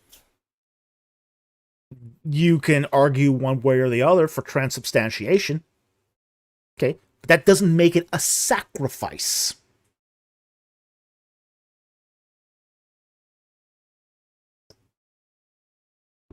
Christ dying on the cross, that was a sacrifice. Gave up his life, took the punishment for the wages of sin. Yeah, that's a sacrifice.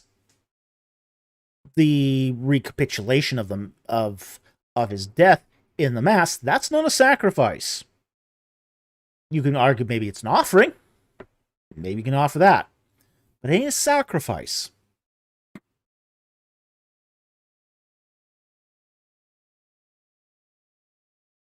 Tim Miara, in Roman Catholicism, you used to be required to fast the whole night until the Mass. The Eucharist was supposed to be the first thing you had in your mouth. Now, 1 hour of Mass is good enough for them. Oh, okay. Scott Worthen, transubstantiation is not a core fixation for modern Catholic laity in the modern world. Well, okay. You are talking the difference between lay and ecclesiastical theologies. There are two theologies that are in any church. Every church has two theologies at least, if not more. You have the ecclesiastical theology. That's the official teachings of the church. That's what's taught from the pulpit, supposedly. That's what's in their documents and creeds and holy books. And every church has that. But there's also a lay theology. And lay theology is what's practiced in the pew. And the two are really different, and the two are not aware of each other. Transubstantiation is still a hardcore doctrine of the Catholic Church. The modern Catholic laity are all over the map. They're all over the map. Some believe it, some don't. Some Catholic laity are atheists. So Catholicism has an extreme dichotomy between the ecclesiastical teachings of the church and the lay beliefs of the church. They're very different. And then part of that is because, say, in Roman Catholicism, if you're born into Roman Catholicism, you're not actually required to believe everything. So, as a result, Catholic laity don't necessarily believe everything that's taught. So, But that's mm-hmm. hurt. Yeah. Yeah. You are stating Yeah. you're born in. Yeah. As Mrs. Producer just said here, if you convert to Catholicism, you're expected to believe everything. Okay, you're expected to affirm and believe everything. If you're born into Roman Catholicism, well, mileage will vary. Mileage will vary a lot. And they seem okay with that. So, okay. Move on here.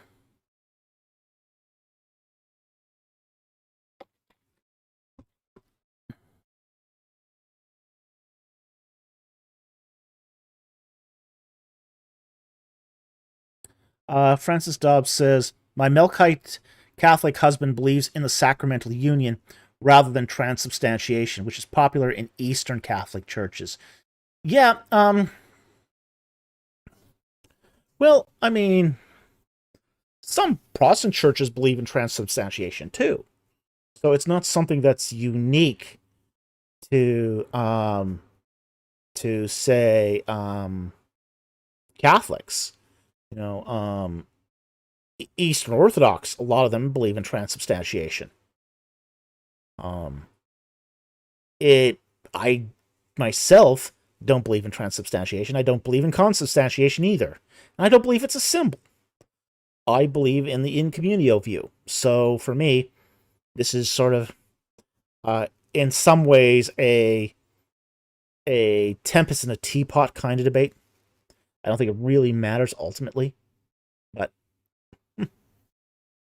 okay.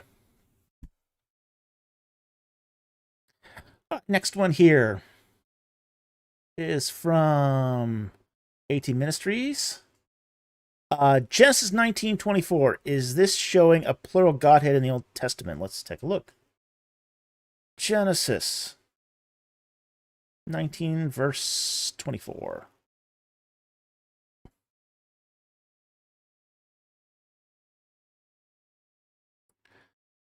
Genesis 19:24. 23. The sun had risen over the earth when Lot came to Zoar. Then the Lord rained on Sodom and Gomorrah brimstone and fire from the Lord out of heaven. Okay.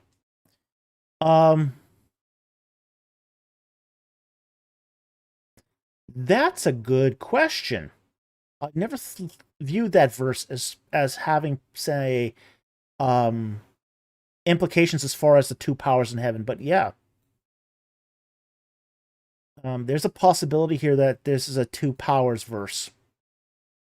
And for those of you who don't know, it's the idea that the two powers theology is the idea that there's not just one Yahweh, but that there's more than one Yahweh, even though God is one. So, like in Christian circles, yeah, in Christian circles, we see the Father as Yahweh, the Son as Yahweh, and the Holy Spirit as Yahweh.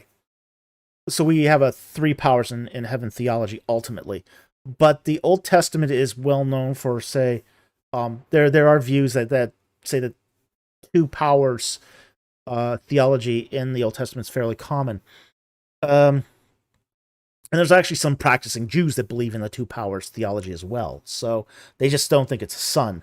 They think that you have the Father and you have the Spirit.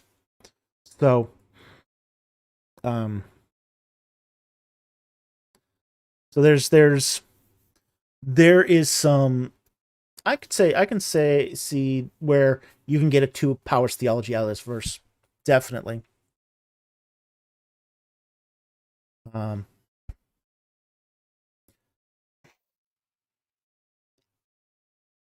Because you have the Lord actively raining on Sodom and Gomorrah brimstone and fire from the Lord out of heaven.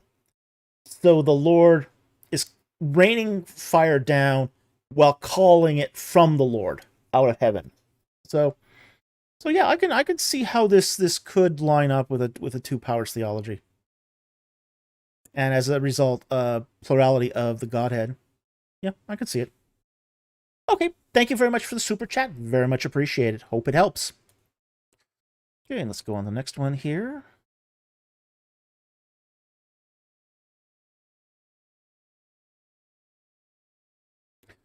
Next super chat here is from BC4YT for $5 Australian. Thank you for the super chat. Did ancient Israel have any semblance of a police force? How was general order kept if not? It didn't really have a police force. Now, it did have guards. We do know that both the palace and the temple had regiments of guards. Okay? That's probably as close to a police force as they came. Places outside of Jerusalem were expected to monitor their own justice system as such. So it didn't have any sort of police force like you'd say find in Egypt. Egypt had a police force. That's what the Magi were. The Magi were the police. Israel didn't really have a police force. it was called upon the local elders to administer justice and to take action against, say, yeah, Darkblade. Your clan is your police, pretty much. Yeah, that's pretty much it. Yeah, your clan is your police. That's really how it worked. Your clan chiefs. Yeah, your clan chiefs. CPM versus us. So no ancient Egypt cop show. Dang. Hey, ancient Egypt, the Egyptians had a police force. They had police. They were called Magi. Magi, were natives of Kush. And yes, CSI Magi. Yeah, pretty much. The Magi, after, say, after the driving out of the Hyksos at the end of the 17th dynasty, Akhmos rewarded the Magi by putting them into positions of responsibility all over Egypt. So the Magi became guards, police, community leaders. They were given, and everyone trusted them. Boy, well, that was a Both sides trust you. Yeah, if both sides trust you, you can get your paycheck from both sides. But Yeah. They did effectively keep the border. Oh yeah, they did. Yeah, they did effectively keep the border by never fighting each other. Yeah, so Winning strategy for all. yeah, everyone wins. They got Yeah. Ryan says Magi is different etymologically than Magi, right? Yes. Yes, they're different etymologically. Yeah, they're not the same. Not the same at all.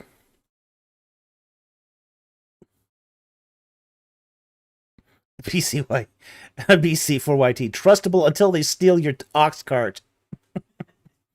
Yeah, well, we won't go into who stole the ox cart. Grand Theft Ox Cart.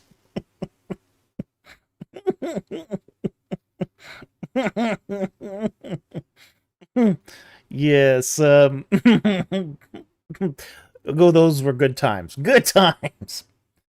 Never have me ride a ox cart. Never allow me near an ox cart.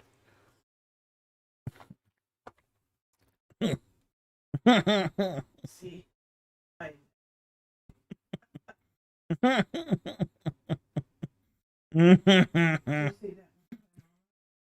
Yes, CSI Magi. Yep. NCIS Tanis. that would be fun. Oh my gosh.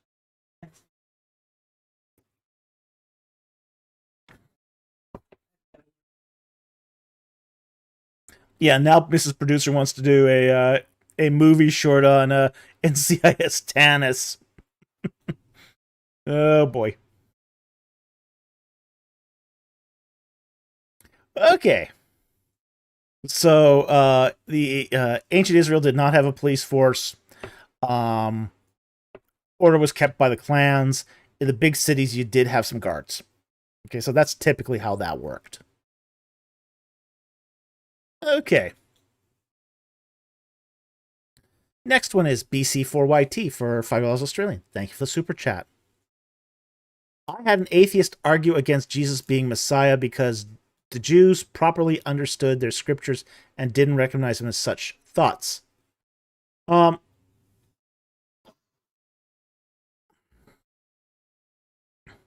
Well, that's not really how it worked. We have to understand that in the first century, there were two kinds of Israelites that lived side by side. Okay?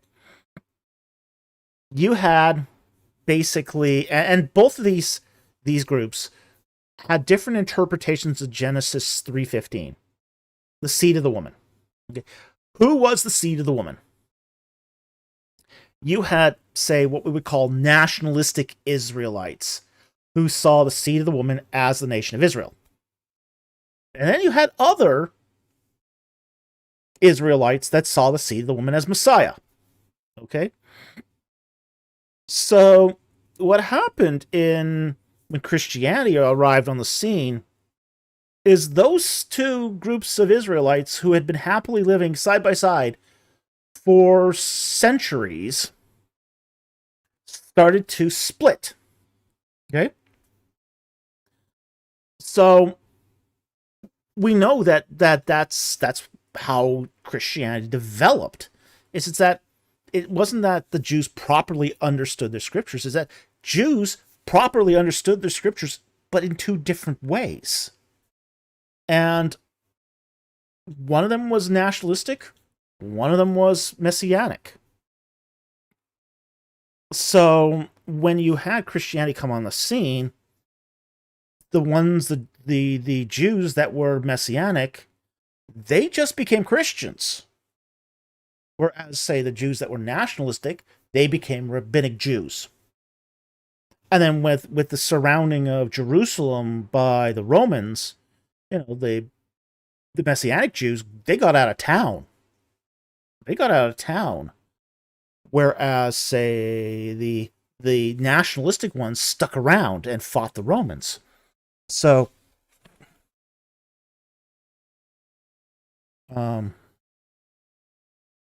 CPM BC 4YT, if Jews properly understood their scriptures, they'd probably let people read Isaiah 53. Oh yeah, that's a sticking point with them.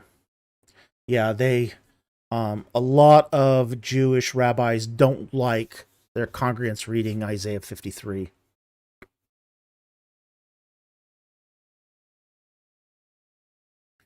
Tim Yara says, if the Jews didn't recognize Jesus as Messiah, then why did the church start in Jerusalem? Fair point. And why did it start with a Jewish, basically almost everybody who converted to Christianity in the first century, they were Jews. Most of them. It's only sort of later on in the second and third centuries that Christianity starts taking on a Gentile flavor. So, yeah, Ryan Cohen Camp. The Jews, like they were ever monolithic about anything. Yeah, that's true. Yeah, they were. It wasn't a religious monolith. They had diversity of opinions, just like every other religious group. And their exegesis of Genesis 3:15 is sort of the flashpoint of that division. So yeah.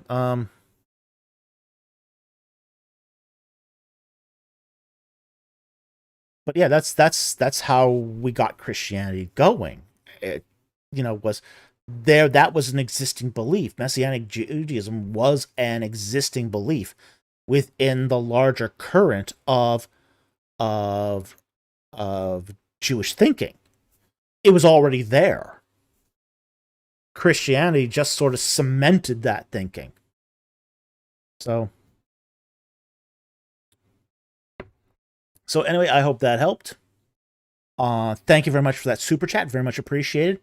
But yeah, they recognized him as such. Just it wasn't all of them recognize. All of them didn't recognize him, but it's not like none of them recognized him either. It was a split.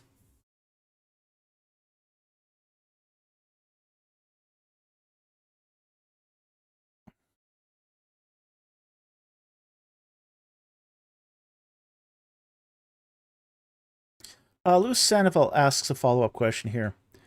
How much is true that there were theories from the first Jewish founders in Israel that they believed that the Palestinian farmers are Israelite or Jewish descendants?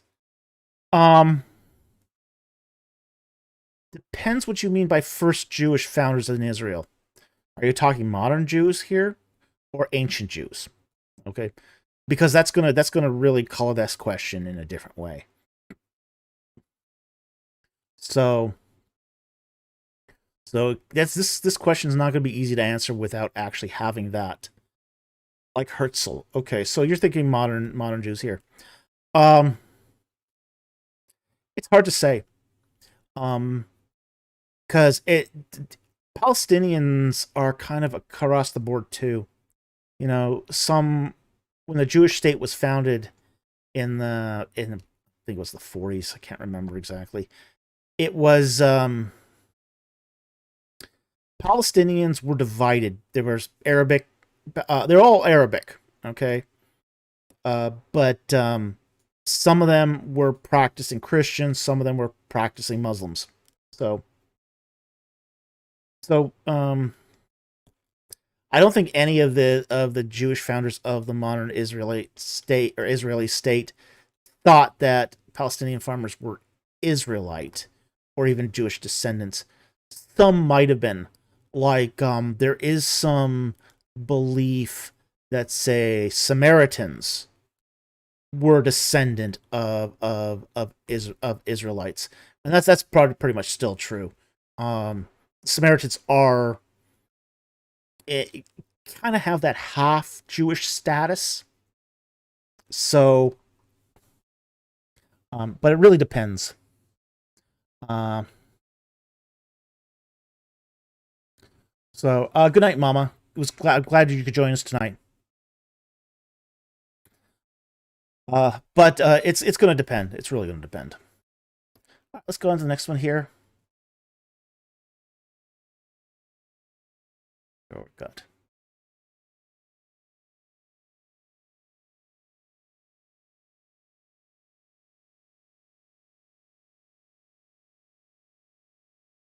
Next one here is from BC4YT for $5 Australian. Thank you for the super chat. Did you know Isis is called the Queen of Heaven, Mother of God, Virgin Godless, just like Mary? Christians copied everything. Oh dear. Oh dear. Okay. Um, I know you're trying to yank my chain here. You're yanking my chain. Um, um, Isis is called the Lady of Heaven. Okay, she is called the Lady of Heaven. A lot of goddesses were called Lady of Heaven. Okay, that's true. Queen of Heaven? Well, not really. She's not really called the Queen, but she's called Lady of Heaven. Um, she is called Mother of a God because she gave birth to Horus. The Virgin Goddess, she's never called. Never. Yeah, she had an entirely different reputation as far as the conception of Horus goes. See Weekend and Bernie's if you really want to know how Isis conceived. Okay.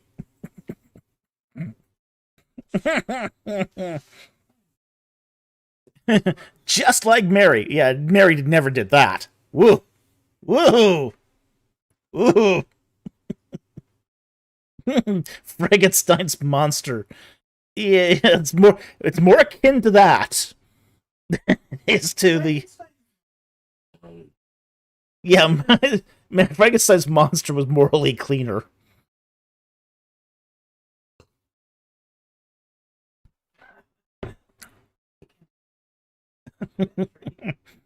BC4YT.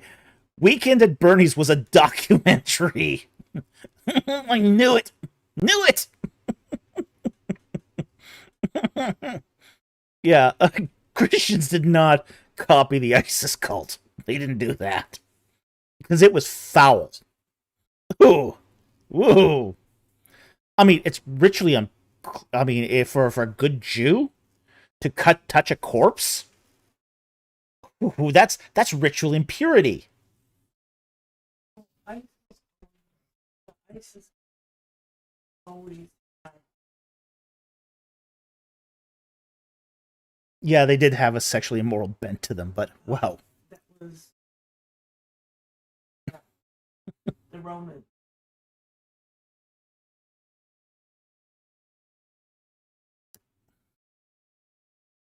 Darkblade, I know this isn't BC's intent, but I think it does touch on a legitimate issue. Calling Mary Queen of Heaven is, in my opinion, heavily problematic. I think it's heavily problematic too. Um, and I think the Vatican recently has been walking back that issue. I know they recently walked back the whole co-redemptrix thing, and that was a really good move. Really, it was a good move.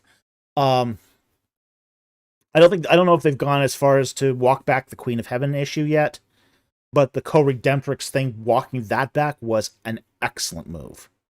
And the reason why was how it was defined. And it wasn't like you were a co-redeemer. She's a co-redeemer like you and I are co-redeemers. You know, there's one text that does call every believer co-redeemers in Christ. They basically said that she was the co-redeemer. So it was more of an article problem than it was, say, that she was a co-redemptrix. And the trix is just the feminine form of redeemer. So co-redemptrix. You could call, I can call Mrs. Producer a co-redemptrix. But she's not the co-redemptrix. So it was an elevation through, it was evolution,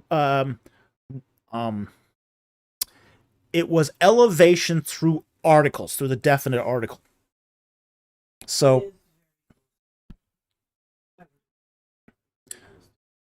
yeah, Darkblade says, I find it problematic because it seems at most a few inches away from outright blasphemy. It is skirting that edge. It is skirting that line.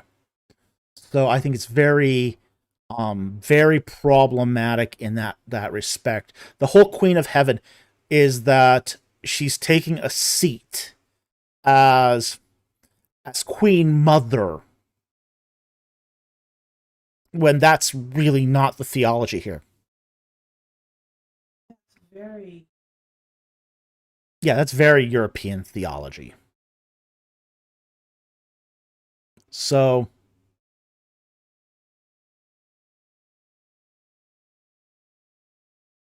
yeah, it's very problematic. Very problematic. Okay, let's move on here from BC4YT's tongue-in-cheek super chat here.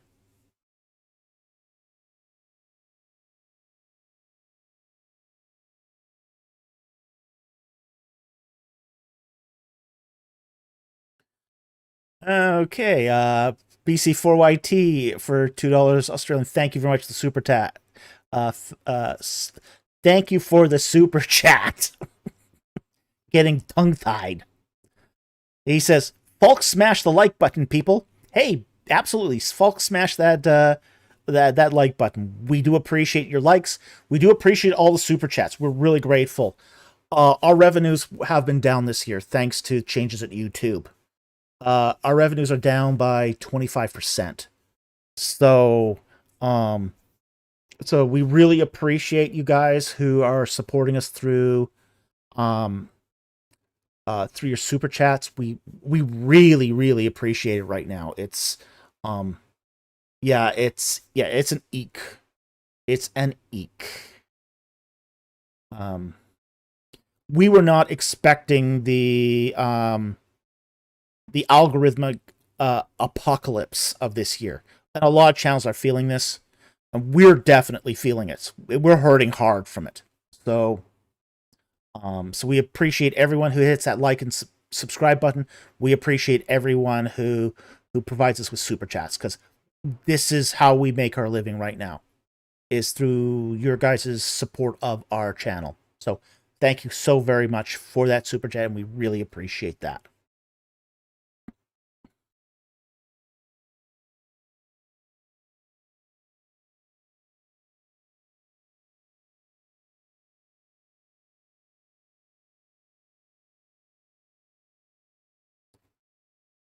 Okay, we have a member question from Francis Dodds. Thank you for the question. Tips on interacting with a Nation of Islam. Think Malcolm X, coworker. How should a Christian handle this? Hard to say. I'm not really an expert on Islam. I know a little bit of about Islam, but not much. And I don't know the breakaway groups of Islam enough to really advise you here. Um, so yeah, we got to CPM versus DOS says we got to figure out what branch of even that. Yeah, there's a lot of different beliefs under, say, the Islamic splinter groups. So it's not something I can really advise you on because I'm not aware of that space. There's spaces within, say, Black theology that am more familiar with. I'm a lot more familiar with the conscious community. I know a little bit about the Hebrew roots, sort of the nation of Israel, sort of the Black Israelites thing. But the Nation of Islam and the Islamic splinter groups, I really don't have a clue on. It's not something I've studied to any great extent. So unfortunately, I can't help you here. What I would do is approach it like you'd approach any group, which is say, start talking to them. Talk to your coworker, see what they believe. What do they believe? Why do they believe it? Where do they get their information from? Who's their leaders? What do they believe about things such as who is Christ? Who is God? What is salvation? All those things. And then, see if you can get some resonance with, say, maybe the what's called now the Islamic dilemma. The Islamic dilemma is generally very effective with most Islamic groups, but I can't be sure if it'd be effective with the one that you're dealing with here. So, yeah. So, yeah, I wouldn't ask them about the Al-Zoot story. It's humorous. It's nasty, but a lot of people don't know about it, and it does come off as very disrespectful. So I don't think it's a great. I don't think the Al Zoot story is a great thing to bring up. I also wouldn't bring up Muhammad's all his marriage, his child marriages either. Again, you're going to drive them away more than you're actually going to get them to understand. You have to think of Yeah. the goal is. Yeah, your goal here is going to be to try to establish relationship. Okay? So, here's what I would do. I would use the Islamic dilemma, which is the whole, if the Bible's right, then Islam's wrong. And Islam confirms that the Bible's right. That's the Islamic dilemma. Yeah, don't insult the prophet. Don't insult, but ask about the prophet. The way you want to be treated about your religion. Yeah, treat them the way you would want to be treated with your religion. That's where you sort of start making inroads, is when you start saying, okay, you start asking good questions, and questions that don't offend, but also sort of probe at the sort of the deeper issues of the religion. So, the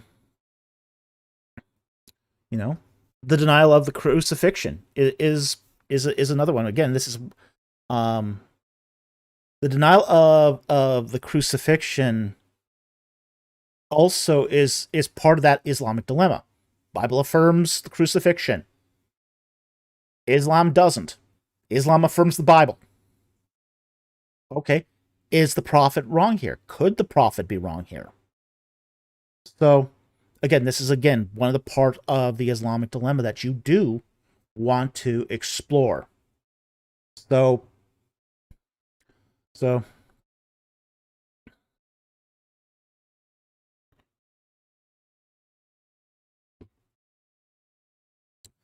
yeah, don't insult the prophet. Do not mock them. You want to build bridges. You want them to build bridges, and you want them to sort of discover it for themselves. You want them to discover that their religion has issues. So, Christianity is better caught than taught. So you want to get them, place them on the field where they can catch the ball easily. Okay? Yeah. Yeah. Yeah. Yeah. Yeah. Don't you don't want them feeling on the back foot. You want to make sure that you can talk about this. And I mean, I've asked Muslims the Islamic dilemma thing. And again, the crucifixion is a great one because, it talks about, could Muhammad have been wrong? And they had to go back and they had to think about it. So, it's a great start. You have to build those bridges. You have to build those bridges in order to communicate effectively with Muslims. And there's things that are. I mean, I remember when I was in Egypt, there was a local Coptic man who tried to evangelize to a Muslim guard who worked at Abu Simbel, and they couldn't talk about Jesus because that's proselytizing. They couldn't talk about the Prophet Muhammad because that could be blasphemy. But he talked about the Old Testament. Talked about Talked about King David. Talked about Moses. Talked about the prophets. Yeah, they accept those. They accept Moses. They accept the prophets. They accept King David. Accept Solomon. That's all fair game. And once you sort of get them into that mode where they're starting to think, stay less like a Muslim and more biblically, they might discover this for themselves. So, CPM versus DOS is you have to set up the show essentially. Yeah, you have to set up the show so they can view it. Set up the show and let them discover it on themselves. Especially Abraham. Yeah, oh yeah, Abraham's a great figure if you want to do this. Because he's declared righteous by faith. Not by works, but by faith. So, yeah. So that's the approach I would take with a Muslim coworker of any kind, but that's probably the best I can advise you, Francis, on this. So I hope that helps. Thank you for Super Chat. Very much appreciated.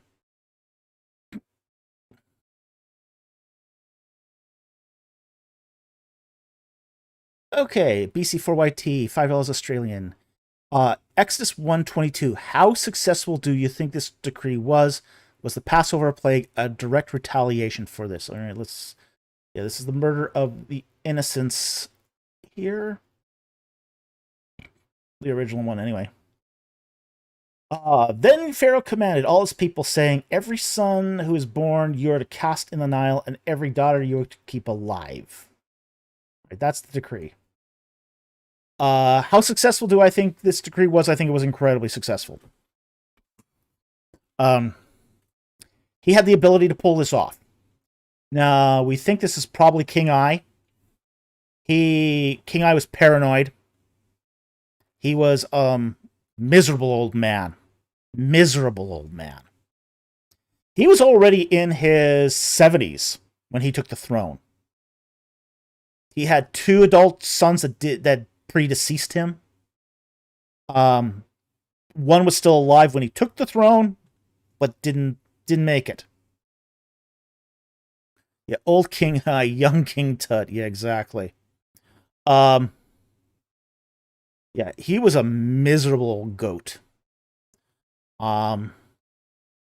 So he really feared. I mean, he started a war.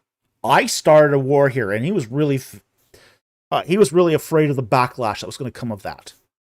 So he starts the war with the Hittites. And the opening rounds of the Egyptian Hittite War was not very successful for the Egyptians.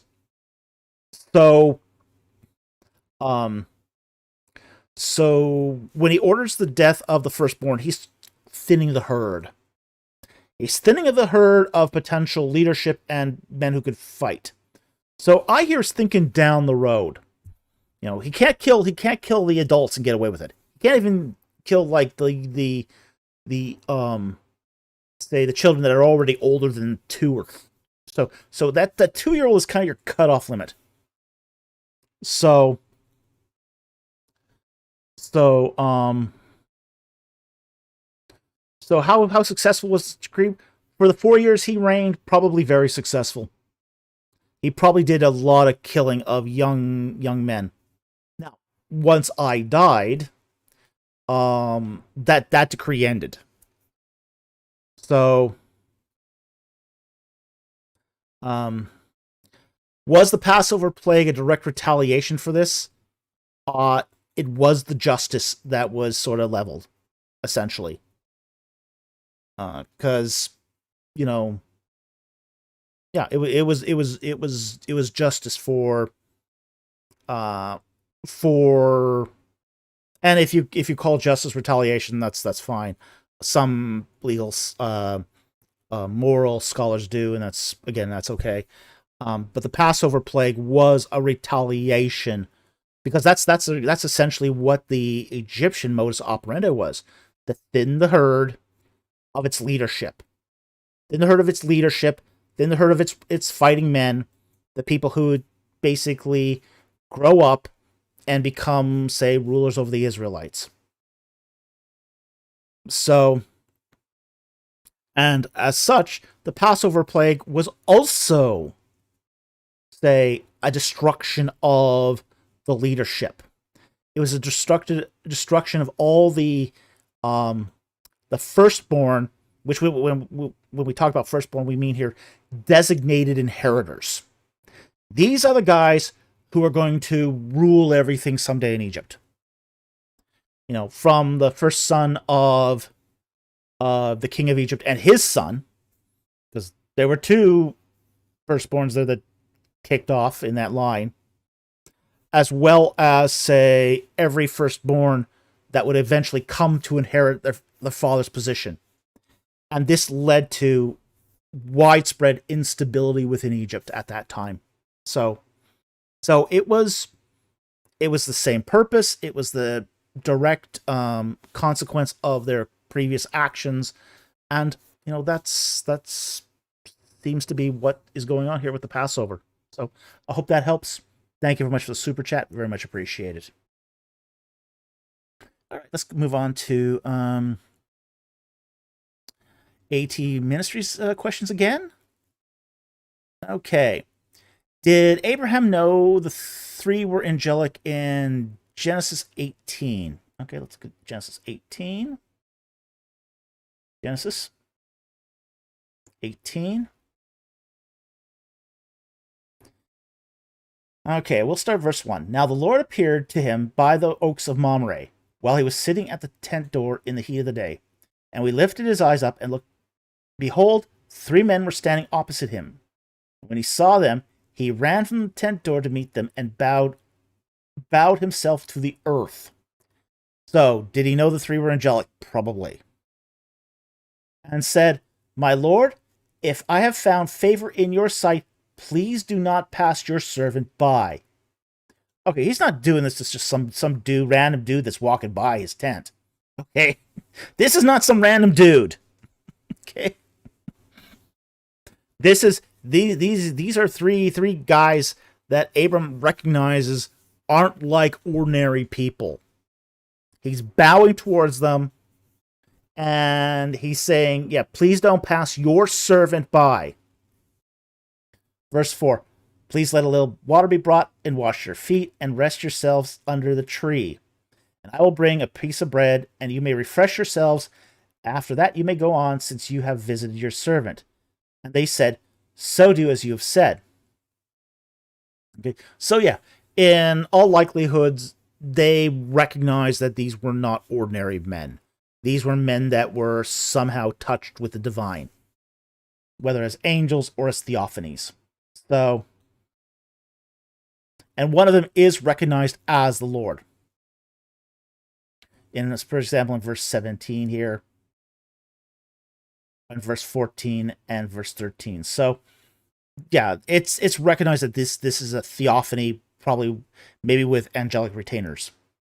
Okay, so I hope that helps. Thank you very much, Super Chat. Very much appreciated.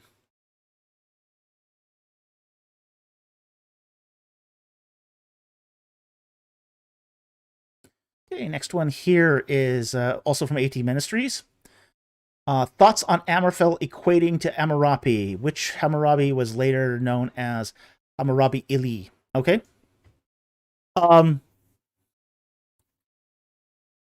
Hammurabi is, say, the Akkadian translation of Amurabi. Okay, that guttural to hate conversion is fairly common, as pointed out by Hunegard.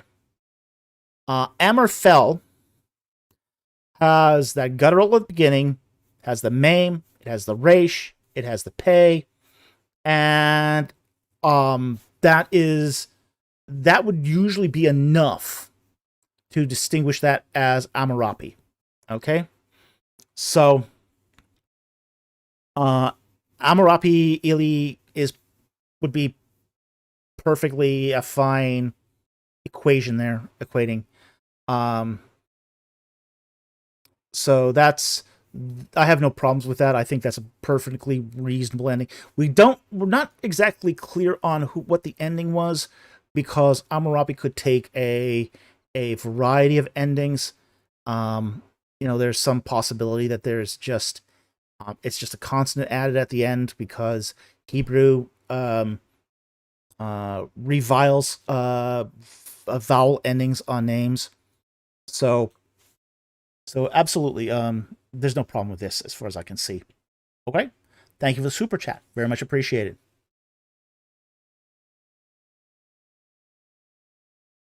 Next one from AT Ministries asks, so when we say Ark of the Covenant, it really means Ark of the Conspiracy.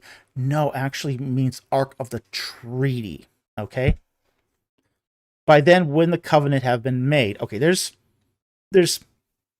two, when we talk about the Ark, it goes a name change. There's an Ark of the Testimony, and that's later renamed to Ark of the Covenant. Let's see if I can pull it up here. An example of this.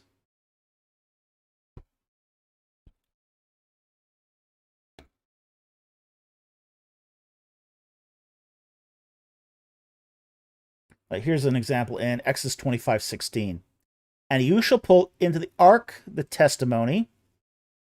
And down here at verse 22, 2 cherubim which are upon the ark of the testimony. Okay. Now that word testimony, this word right here, is a dut. Okay? That's the word for conspiracy. And a dut is a conspiracy. A covenant is a contract. Okay, or treaty. So when we say Ark of the Covenant, we mean Ark of the treaty or Ark of the contract. But when we say Ark of the Testimony, then we mean Ark of the Conspiracy or Ark of the Negotiation, as it were. Okay? So that's what we mean in those two cases. Okay? So I hope that helps. Thank you very much for the super chat. Very much appreciated. Okay, next one here is from BC for YT for $5 Australian. Thank you very much, super chat. How many kids did Egyptians have on average? Statistically, would most of the casualties of the Passover plague have been adult men? Yes, most of them would have been. Now, how many kids Egyptians had on average depended. It depended a lot upon if you're talking about those that lived in cities versus those who lived in, say, and in farming steads, etc. But you could typically think it wouldn't be uncommon for a Egyptian family to produce 6 offspring and have half of those die in childhood. That wouldn't be uncommon. So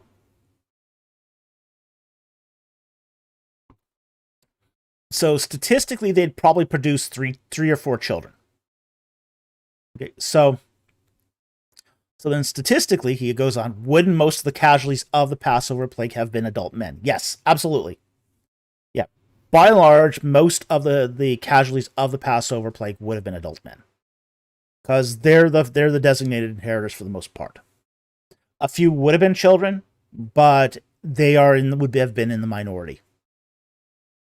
But most of them, by far, most of them would have been adult males.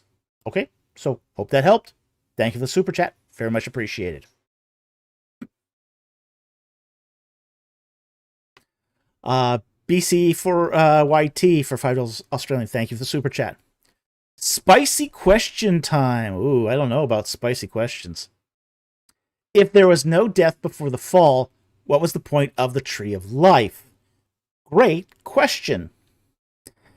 Here's the thing. I think there was death before the fall. It wouldn't make any sense to tell Adam and Eve if they ate of the tree of the knowledge of good and evil that they would die if they didn't know what death was. Okay? So, you like me marinated questions. Here's what we... And frankly, if they take a leaf off of a tree, it would have died. Disconnected from the tree. So they would have known about that kind of death. Because you can't have an ecosystem without that kind of death.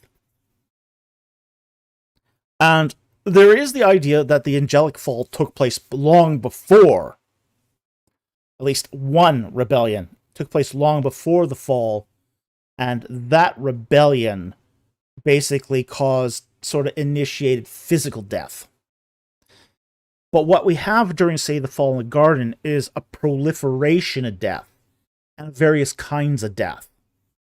So you had, of course, the death of the body, but also a severing of your relationship, separation, as it were, between you and God, separation between husband and wife, separation between man and nature, separation of his own identity, separation of mankind and angelic beings. There was all sorts of death that absolutely proliferated because of that. Okay? So then, what was the point of the tree of life? Is to give you unending physical life. So that the point of the tree of life was to give you, say, that physical, say, rejuvenation and eternal, say, that eternal existence without physical death. So that's the point of the tree of life. But if you didn't have death before the fall, yeah, well, what happens there? The tree of life wouldn't have had a large point to it, as it were. So, TOL, high in antioxidants. A lemon and herb question.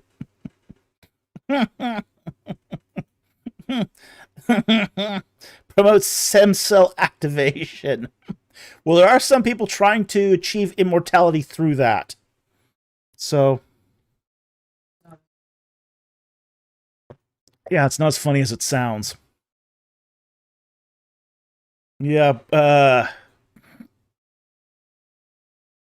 yeah, there's going to be some pretty ugly longevity experiments that are going to happen in and over the next couple of years. So, some more promising than others. Yeah, and God help us if we ever do find whatever it was that made the tree of life effective. Yeah, we are not going to want to be here for that. That's going to get ugly fast. Uh, oh yeah, longevity experience. Oh yeah, they're the transhumanists are working on that like you wouldn't believe. It's so heavily funded. They're working on. Funded. Yeah, there's a lot of funding going into eternal life, essentially. Um, you know,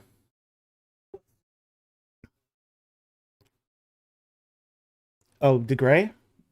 Yeah, DeGray's really into that. Get his... Mhm. Jack Ray asks, "What if someone's body couldn't die? What would happen to the mind?" Uh the mind, oh boy, would probably pursue all sorts of evil. I mean, frankly, our evil is limited by our lifespans. It would be an accumulation of sin debt that could never be paid for. Because here's the thing, the acceptance of eternal physical life is more than just, say, refusing to die. It's more than just that. It's basically rejecting Christ's answer to sin. Because to accept Christ's answers to sin, you've got to go through physical death or be or Christ's return. Okay? So death is the limitation of our evil. That's the hard limiter. No death, no limitation on our evil.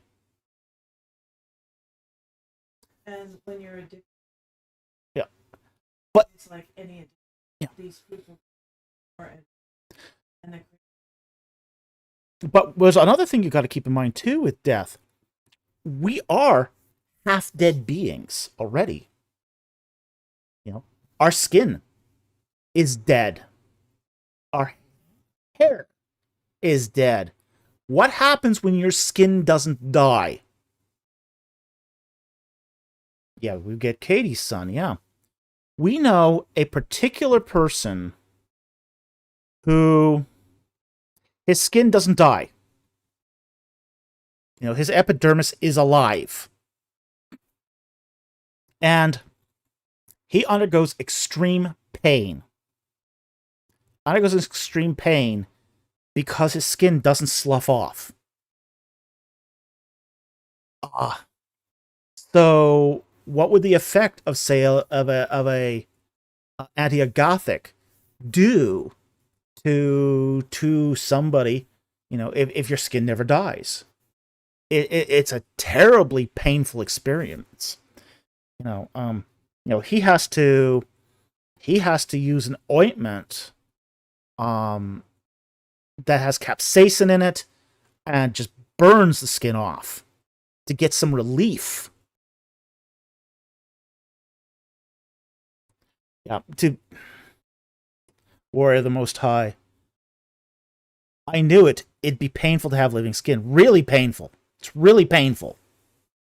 Yeah, it's agony. It's agony. Now imagine an entire population undergoing agony like this while still committing every possible sin imaginable. Gaius Octavius says, so it'd be like the days of Noah, but super worse. Oh yeah. Oh yeah. Days of Noah, they at least died now. Yeah, at least in the days of Noah, even though they lived supposedly a long time, even though I think that's more clan deaths, they were limited by natural lifespan. In this case, there'd be no limit to natural lifespan. And therefore, there is. Yeah. Yeah. It becomes a way of avoiding consequences. No consequences to their actions. Because they'll never make their maker. At least they think that way. I think this is one of the reasons why For example, in the Book of Revelation, uh, Yeah. yeah, John Smith points this out. Well, the Book of Revelations does say people will wish for death, but they won't die. I made this the point of an academic of a paper for a bioethics class, and the class was run by a physician, and the physician just sort of mocked at this idea that people could not die. But it also explains why those who took the mark were killed. The great squish, the winepress of the Lord, the great wedding feast of the Lamb, is basically taking those who took the mark, gathering them all into the basin at Megiddo, and killing them. And why would that be necessary? Because if they have eternal life without redemption, without sanctification, they would just draw upon themselves the worst kind of action, as it were. Okay? So it becomes necessary then for the divine to take over and actually implement summary judgment to limit the evil.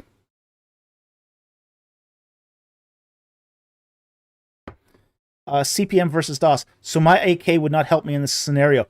Probably not. What they're like for example, they are taking genetics from flatworms to develop some of these serums. Now, I don't know if you understand how a flatworm works, but a flatworm, you can cut it up. You can cut the tail off, you can cut the head off, and you'll grow 3 new flatworms. Okay? So, if you decide to try to limit your lifespan by a self-deletion,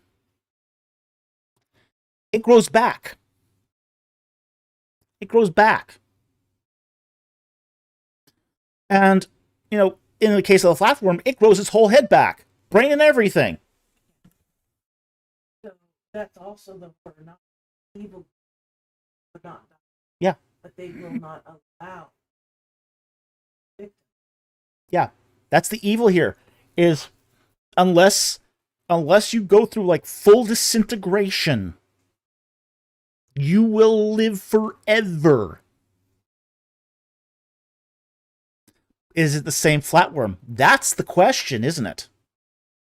No, that's the question. Is it the same flatworm? Would it be the same you if you lost half your brain and it grew back? Is it the same you? Maybe, maybe not. Oh yeah, Phineas Gage. Yeah, he wasn't the same after his brain injury. So self-deleting, where you try to destroy the brain, would still result in it growing back.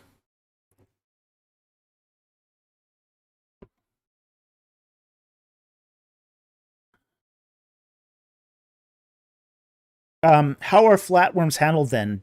Do we starve, drown, burn, freeze, poison? Oh, usually they're killed off by poison, essentially.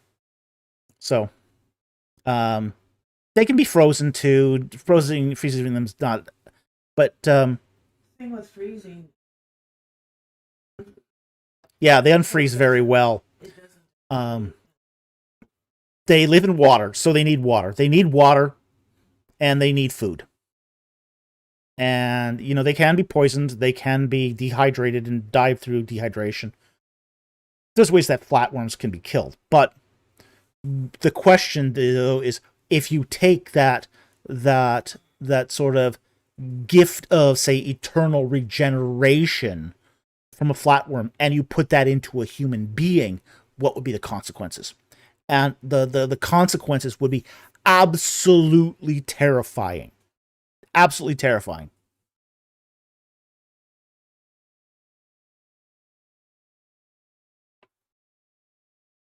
Louis Sandoval says people in hell have the condemnation bodies for the resurrection, but since they are eternal, why can't they repent? Because they've already made the decision. Here's the thing: the more they decide, I mean, could they repent? Probably not. They probably wouldn't. It's not a matter that they couldn't. It's that they wouldn't. People who go to hell aren't there against their will. That's probably the one. That's one of the huge misconceptions we have about, say, eternal punishment. It's not that it isn't that they don't want to be there. It's that they would rather be there than in heaven. They don't want glory. They don't want holiness. They don't want to be without sin. They just want to continue doing what they're doing, and they want to pay the price for that. So yeah, it's not that they can't repent, it's that they won't repent. It's a very different category here. They're fully able to. They could have repented before. They didn't want to repent.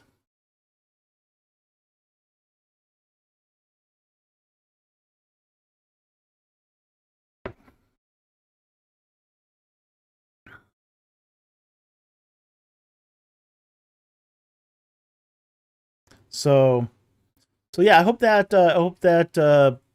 we've gone down a rabbit trail here, but that's basically why the significance of the trio life here. Okay, let's move on here. BC4YT, I think we already took this one, which was What's My Cut from the audiobook, which is better than my physical books. Next one here, from BC4YT for $5 Australian. Thank you for the super chat.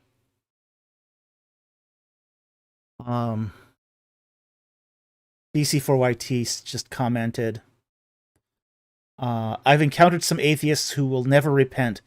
So much hatred for Christ. Yeah, that's exactly it. Yeah, they have that kind of hatred. Louis Sandoval says, thank you for the answer, Dr. Falk. My pleasure. My absolute pleasure. Slammerin,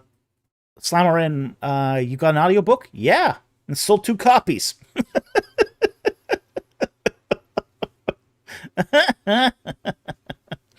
Yep. It's available on many platforms. I think it's on Spotify. You can get it through Amazon, or not Amazon, Google. Google sells it. Amazon, I think, sells it too, although I don't recommend buying that through Amazon. Buy through another provider. It will probably cost less, and you'll probably I'll probably get more from it. But yeah, it's available, as I said, on Google's Spotify, through their in-audio service. So yeah. Yeah. CPM. And you can get. Yeah. Couldn't afford cream or sugar, but yeah, we could get black. CFM versus DOS. Now you can get one small black coffee. Yeah. Yeah, and on a lot of the audiobooks, that whole subscription thing, one price. Oh yeah. Up, but it's such a rip-off. Oh yeah. The whole what's it called now? Audacity. Amazon's audio service is ripping off authors hand over fist because of that whole profit sharing scheme they got going on. People will get pennies for the bucks on Audacity. So or not, it's not it's ACX. I forget what the name of the Amazon services, but it's Audible. Sorry, it's Audible. Yeah, Audible is a ripoff. Absolutely a ripoff to authors. Because of the credit system. Yeah, Audacity is the editing program. I use Audacity, sorry. But Audible, that's the one. But Audible's a rip-off. Um, yeah, really, really a ripoff. It sounds good until you read the fine print. All right. Well, then get it off archive. Don't get it for free. Yeah, so. Don't- Yeah, Scamazon strikes again. Yeah, so get off of Spotify, get off of Google. Get off of Google. Google sells it. And we get some decent profits off of Google. So, yeah. Yeah, it's good for customers, not authors. Yeah. Yeah, because with their credit system, they can spend their credits however they want. And that just then gets your profits split up between a bunch of other authors. So,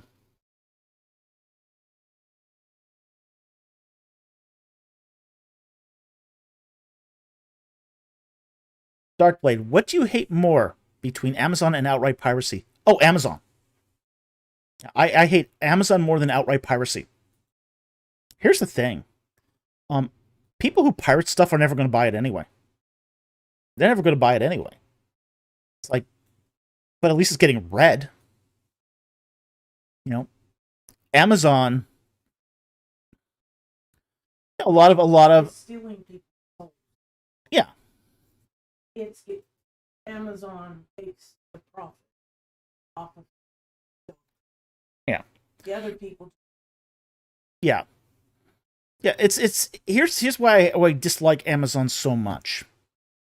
Is they are taking the lion's share of the profits. No brick and mortar. Yeah. I mean, the brick and mortar is divided in billions. Yeah. They require a 55% discount. So if if you buy the hardcover or the softcover of my book Reliquary of the Dead, the list price is $18. Okay? Amazon gets about $10, $11 of that. I get $1.90. Okay? And they won't even represent my book unless I let them take $10, $11 of that. So, it used to be that, like, as of still in up to the end of 2024, if you gave Amazon a 40% discount, which is still dang high, they would represent your book. Now they don't touch your book unless you give them a 55% discount, and that's not coming out of the publisher's pocket. That's coming out of the author's pocket.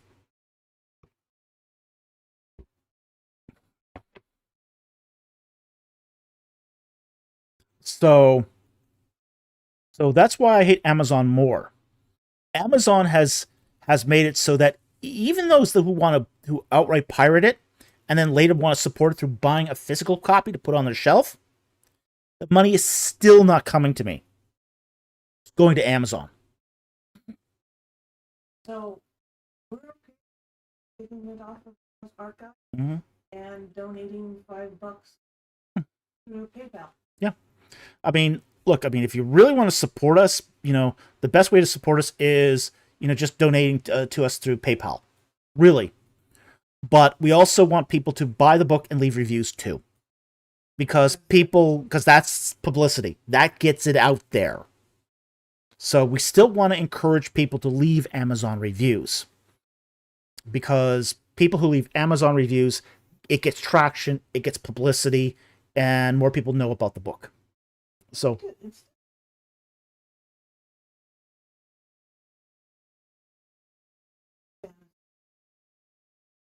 fantasy visual novel. Yeah,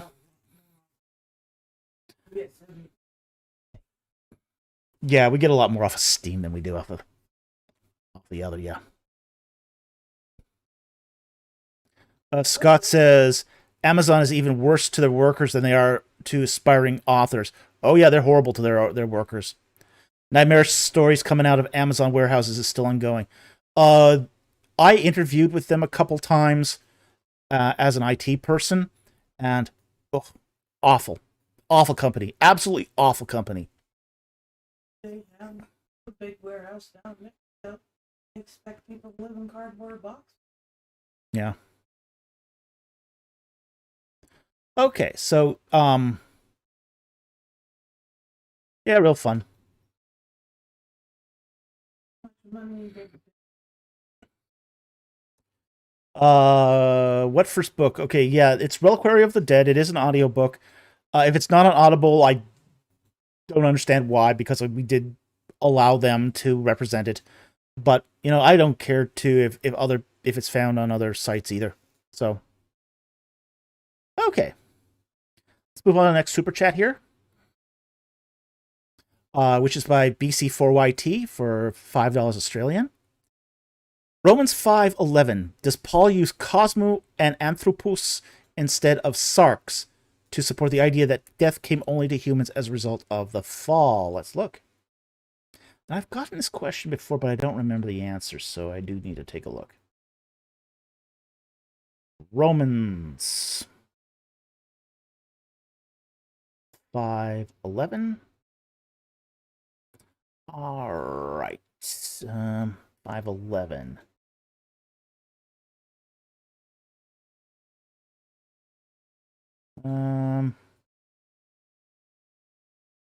Paul use Cosmo or Anthropo instead of Sarx.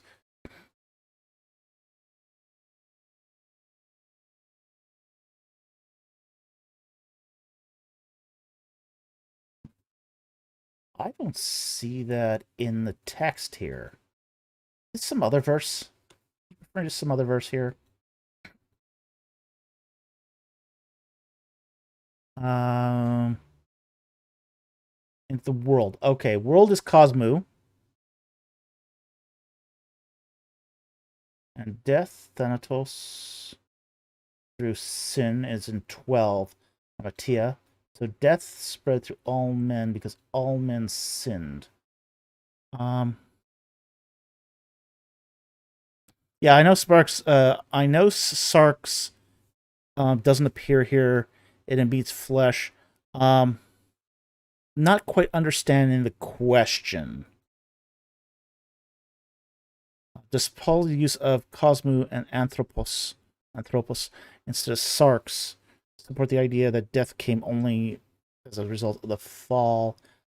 I don't know if you can make that stretch, but it is through one man sin entered into the world, into the Cosmo, and death through sin so spread. Yeah, well, um, um, but then again, too, death here, it can be seen as sort of that generic category of the various kinds of death. The propagation of death, as it's called. So, clarifies his question here. It seems, if Paul had meant death to everything, would he have used Sarx instead of Anthropos?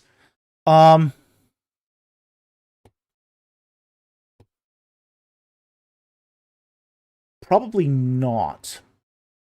He probably wouldn't have used Sarx here, even if it had meant death to everything, because using Sarx here instead of man would seem to intimate that the lack of agency. Okay, but through one man, sin entered the world instead of through one flesh. Sin entered into the world. So I don't think Sarx would have been a good sort of replacement here to have implied death to everything. So, so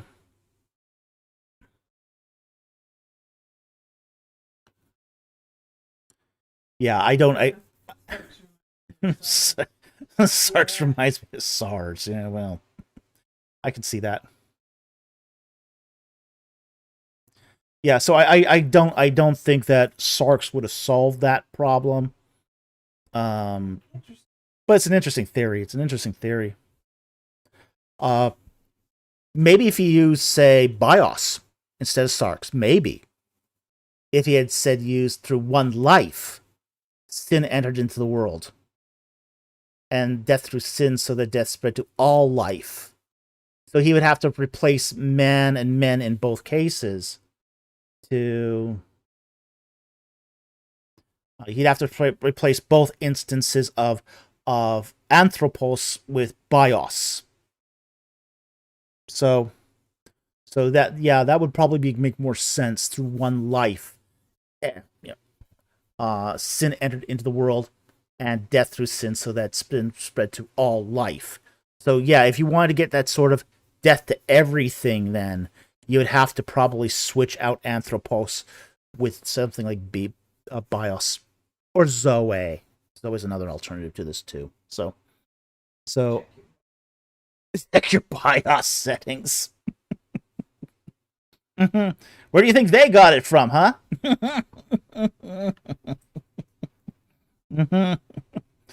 Okay, let's move on to the next one here. I think we're going back to the AT questions here for a moment.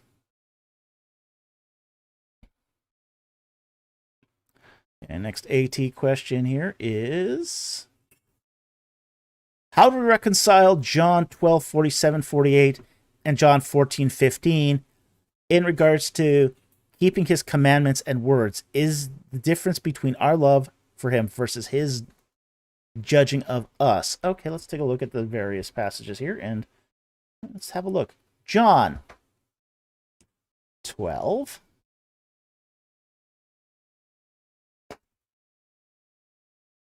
47-48. If anyone hears my sayings and does not keep them, I do not judge him. For I did not come to judge the world, but to save the world.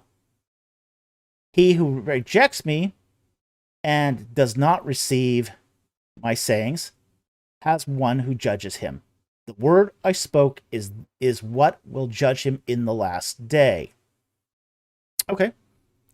So we have in the first passage here, if anyone hears the sayings, doesn't keep them, I do not judge him. That's grace. That's the extension of grace. I did not come to judge the world, but to save the world. So if you accept Christ and are unable to keep his sayings, okay, he won't judge you for your inability to keep the sayings, which are difficult. But if you reject him personally and do not receive the sayings, the word will judge. Okay, so that's pretty straightforward there.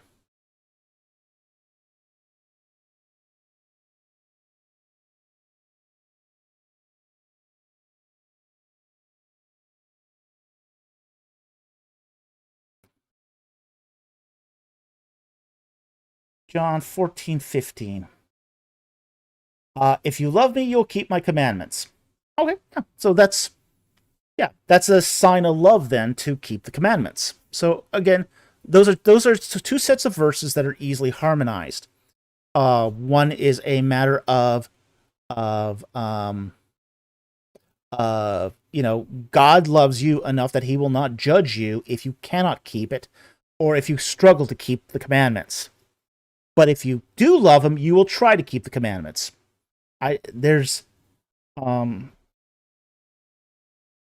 So it's the two passages are consistent.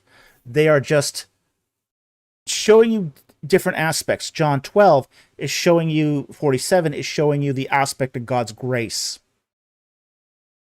John 14:15 is showing you your reaction towards him. So I hope that helps. Thank you very much, Super Chat. Very much appreciate it.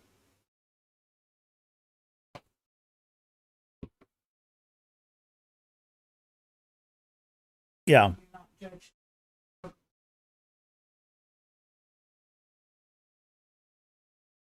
Hey, Darkblade. Darkblade says, by the way, it's pronounced bios in the original Greek. Yeah, it depends what part of the Hellenistic empire you're from. what kind of Greek, what dialect. This is one of the reasons why people sort of find pronunciation on National Socialists to be really annoying. Like, for example, one of the things I did learn about Latin in my recent forays is there's more than one pronunciation for Latin. It's not, there's no such thing as standardized pronunciation for Latin. What's his name? Cooper? Yeah, Cooper. Derek Cooper. I have that book. Yeah, put it back here. Like Cooper here.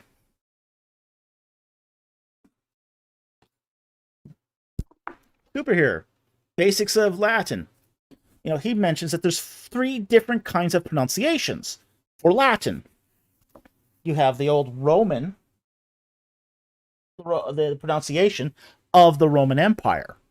You have an ecclesiastical pronunciation, which is more akin to, say, Italian. And then they have what's called a local pronunciation. And all of those are different.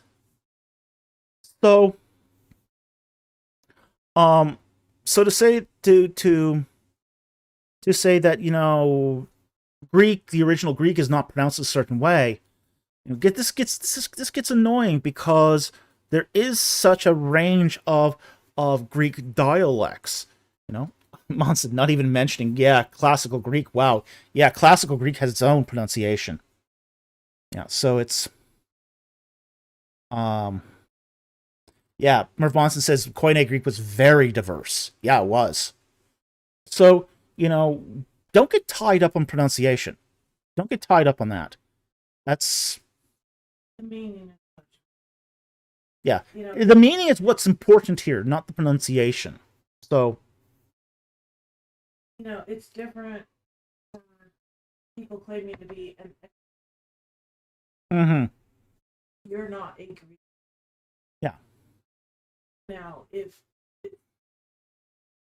Egyptian experts look at so there's a lot of diversity in the pronunciation of these ancient languages. So, don't get hung up on that. It's not a good look. It's just not a good look. And people in Texas have a totally different sounds different than New Jersey. Yeah. Oh yeah. Now there's some pronunciations that are definitely wrong. But, to niggle over the little itty bitty minutia of a non-standardized language is not helping anyone. So, okay, let's move on to the next super chat here.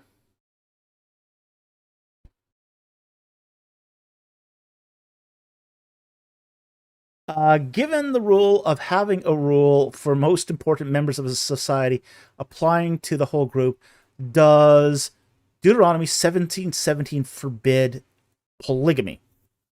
Let's take a look. Oops. Deuteronomy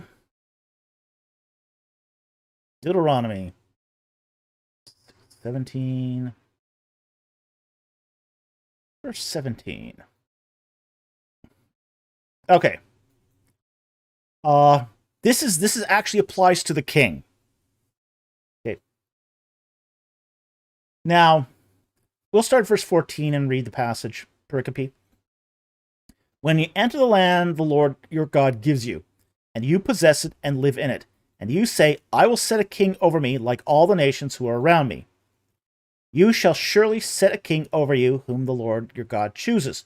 One from among your countrymen you shall set as king over yourself. You may not put a foreigner over yourselves who is not your countryman. Moreover, and this is the rules for being a king, he shall not multiply horses for himself. Okay. Don't go into horse breeding. Nor shall he cause the people to return to Egypt to multiply horses. Yeah, don't go back to Egypt to buy your horses. Since the Lord has said to you, you shall never again return that way. Neither shall he multiply wives for himself. Okay, not lots of wives. Lest his heart turn away, nor shall he greatly increase his silver and gold for himself. Okay, don't be greedy.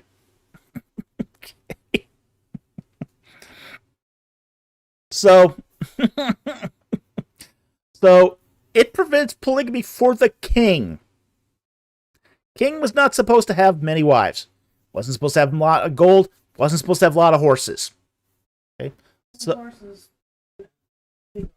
yeah, horses meant big armies.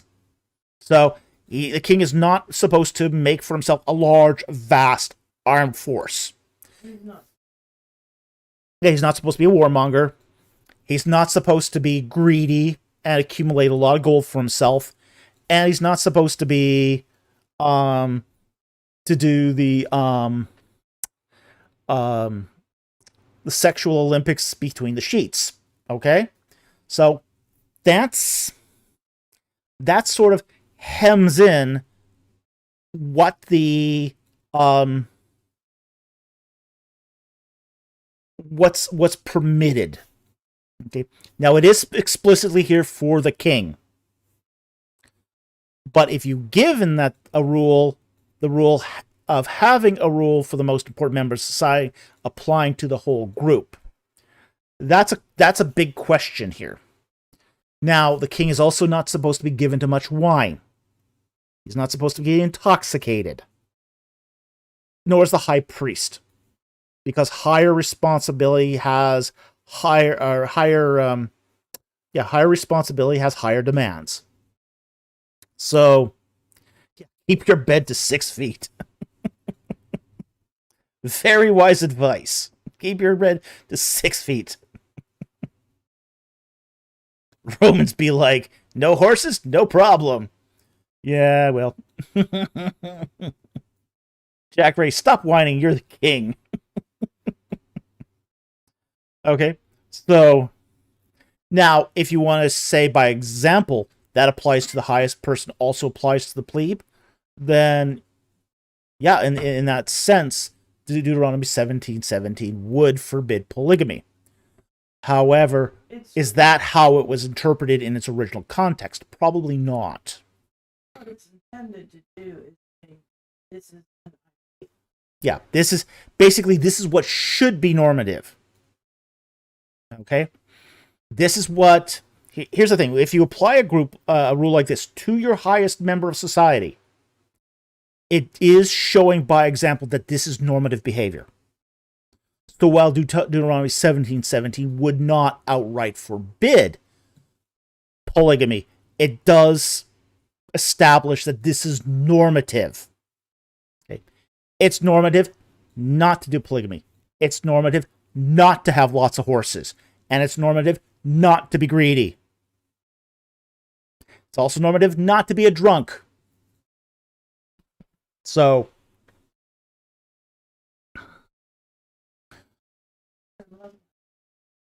yeah, you want your leadership to make clear and level-headed decisions. And the text says, if you multiply your wives, the heart of the king will be turned away. That's what happened to Solomon. He had a lot of wives, more than David did. And what happened was Solomon's heart was turned to idolatry. So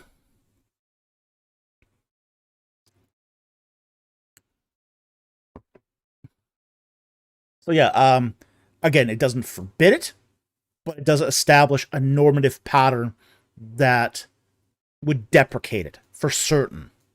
So I hope that helps. Thank you very much for the super chat. Very much appreciated. Okay, next one from AT Ministries. Thank you for the super chat for $5. Appreciate this.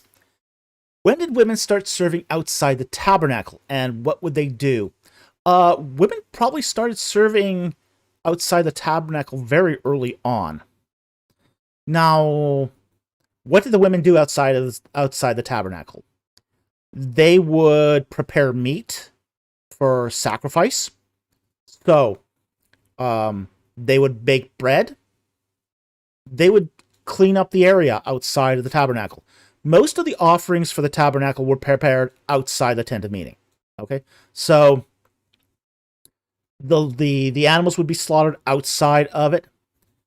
They would also be prepared for that. Like, for example, some of those offerings would be cut up and prepared and put in a pot. And the pot would be inside the tent of meeting, and the priests would take their fork, they would stick it into the pot, and whatever they snagged, they ate. Okay? That meat had to be cut up. It had to be butchered. So some of that would have inevitably been done by the women. So we do know that women started serving outside the tabernacle at least as early as Shiloh. So that's really early on.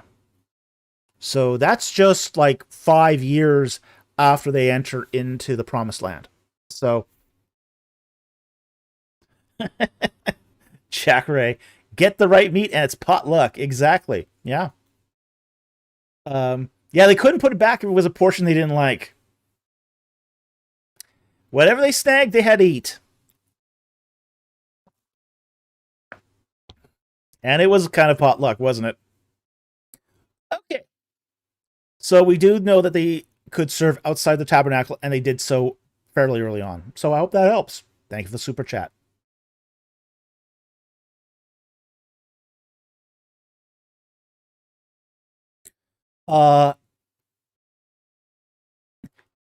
Is baptisms the seal of the covenant? What of faith? If baptism's the seal of the covenant, what of faith? Okay, I think you're trying to ask here that baptism is a seal of a covenant. If that's the case, what do we make of faith then? Okay, I don't think baptism is the seal of of the covenant. That's a theological presupposition or theological understanding of baptism. So in a sense, that's an interpretation of what baptism represents. I don't think baptism is the seal of the covenant. I think it's a promise. You're making a promise to God that you'll keep the faith. So I don't think it's the seal of the covenant, but I do think that baptism represents the basically a promise to God that you're going to keep the faith, you're going to walk in the faith, that you're going to give your life to Christ. So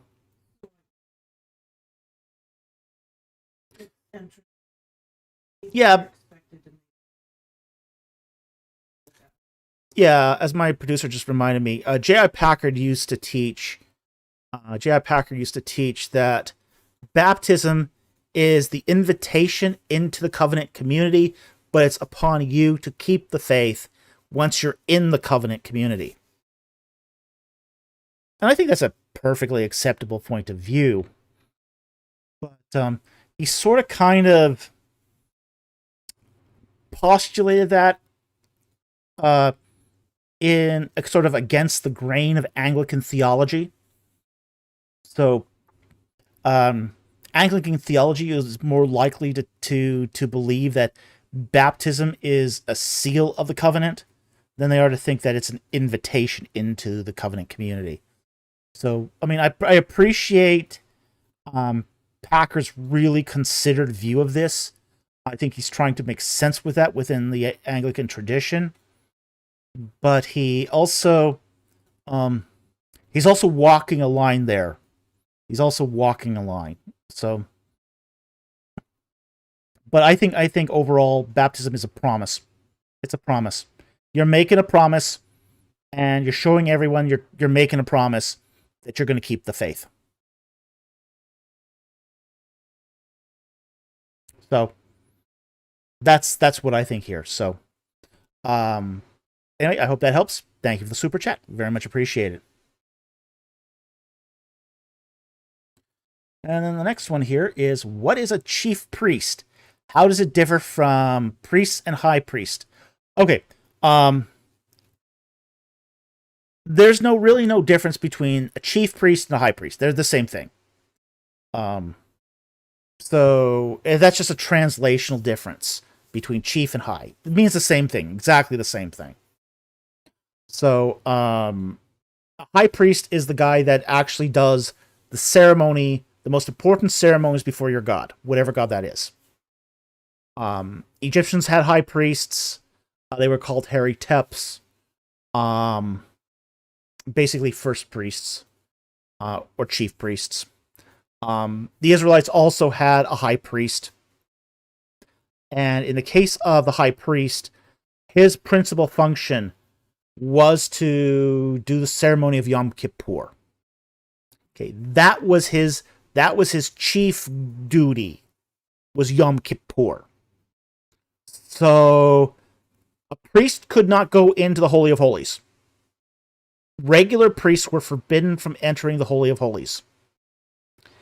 The high priest, once a year, could enter behind the veil and sprinkle the blood of the goat and the bull into the Holy of Holies as sort of the covering of the nation's sin. So the high priest in Israelite religion was there to do that intercession between the people and God. So his representation there as high priest was to represent the nation, to provide the covering of the sins of the nation for that year. Regular priests couldn't do that. Regular priests could do the rituals for offerings, regular offerings, like sin offerings, peace offerings, oath offerings, all those various offerings of the sacrificial system. Okay, so that was what the normal priests did. They did the offerings, like the burnt offerings. The regular priests would do that. But really the job of the high priest was Yom Kippur. That was his main job. So I hope that helped. Thank you for the super chat. Very much appreciated. We'll take one more from AT, and then we'll move on to the next super chat here. Okay. 2 Samuel 8:18. How were David's sons priests? Okay, I get this question a fair bit, but we'll talk about that. Because they're not quite priests. They aren't priests. But we will tell you exactly what they are here. So I know exactly what you're talking about. Okay. And Benaniah, son of Jehoiada, was over the Kerethites and the Pelethites, and David's sons were chief ministers. Okay, now, some translations, the word in Hebrew is kohen. It's priest. Okay? But these are not religious priests. And let's use the word minister instead, okay? Because that actually better describes what's going on here. Okay? Now, as a Judahite, and David's sons, all of David's sons were Judahites, Judahites cannot be religious priests. Not in Israel. Religious priests in Israel had to be descendants of Aaron, who was a Levite. So only Levites could be priests. David's sons could not, as Judahites, be priests. But what's talking about here isn't priests. It's ministers, as in ministers of the crown. Okay? This is antiquated jargon. Okay? Like, for example, Jack Ray, Minister of Administrative Affairs with Sir Humphrey Appleby assisting. Oh, yeah. That's exactly what it is. That's exactly what it is. It's a government position. We still use the same terminology. In Canada, we have a parliamentary system. And basically, the cabinet is made up of ministers serving the prime minister. Okay? So, you have Minister of Finance. You have Minister of Domestic Affairs. You have Minister of Defense. Okay? These are not priests, but they are in service to the crown. And even the prime minister, the first minister, is in service to the crown. David's sons here were not priests. They were ministers of the crown. They were government officials. They just didn't have a word for somebody who was it. Okay, now U.S. has different terminology for this, but it sort of follows the same structure. But in any parliamentary society, any parliamentary government, you have this terminology. David's government was not a parliament, but it had retained that terminology where those people who were bureaucrats for the crown were ministers.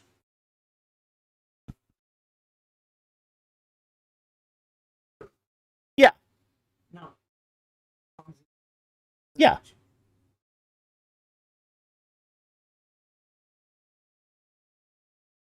Yeah. DBC says the Septuagint translates it differently, not as priests. I wonder what now I'm curious, what does the Septuagint translate that as? Let's see what the Septuagint says.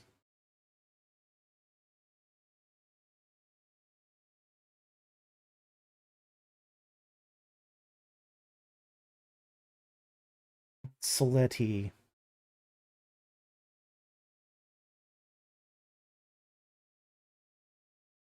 It's princes of the court. Yeah. Princes of the court. Interesting.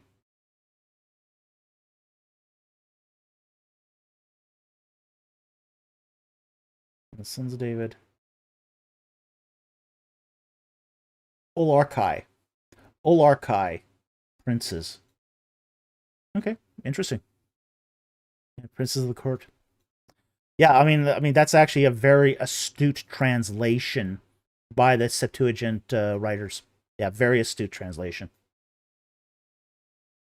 And I think that's actually a really good translation. Princes of the court. Better instead than say chief priests or chief ministers, because kind of we've lost that language. It's definitely an interpretation. Princes of the court is definitely an interpretation. But all translations are. Ultimately, all translations are interpretations. So, because what's happening with a translation is you're reading the original language, translating it in your head, which means you're basically interpreting it, and then writing out that translation. So all translations are interpretations. But I think Princes of the Court is a really, really good, a really solid interpretation. And it's an interpretation that is less likely to confuse today. Again, sort of the whole idea of ministers as ministers of the crown has dropped out of our... It's become kind of archaic. And unless you live in a parliamentary system and make that connection, you're not likely to catch it.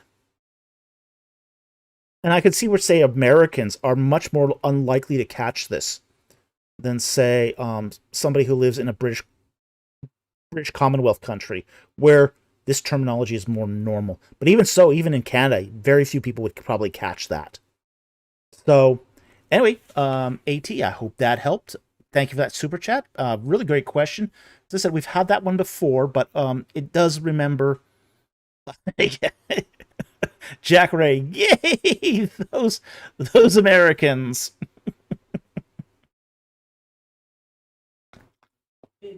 What is the American analog of that? What is the cabinet for the president called? I know there's Secretary of State, but what are the other ones called? Deputy or something? Director of Defense or something like that? It varies, director. Yeah. Yeah. He used to. Yeah, I don't know, but it's now called the Department of War. So. Yeah, departments have directors, so. Okay, so let's move on here. Want to thank Jack Ray for gifting the channel 20 Ancient Egypt and the Bible memberships. Thank you so very much. We really appreciate that. Next one here is from PA888. for $19.99. Thank you for that super chat. He says, I would like to sponsor a question of your choice. Do we have one?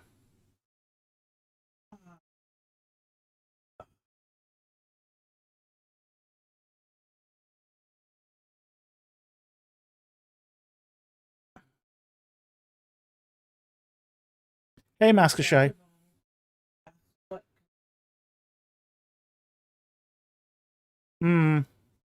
Anybody else?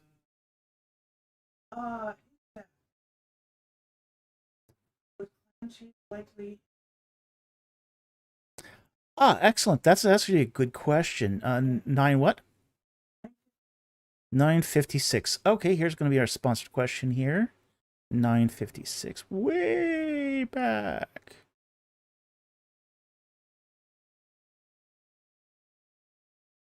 Getting there.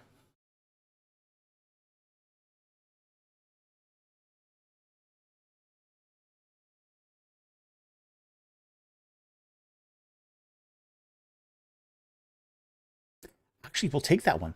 Let's take that one. haystacks? Okay.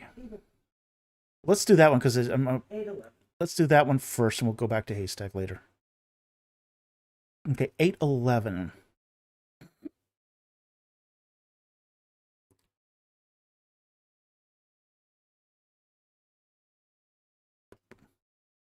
Way back, isn't it?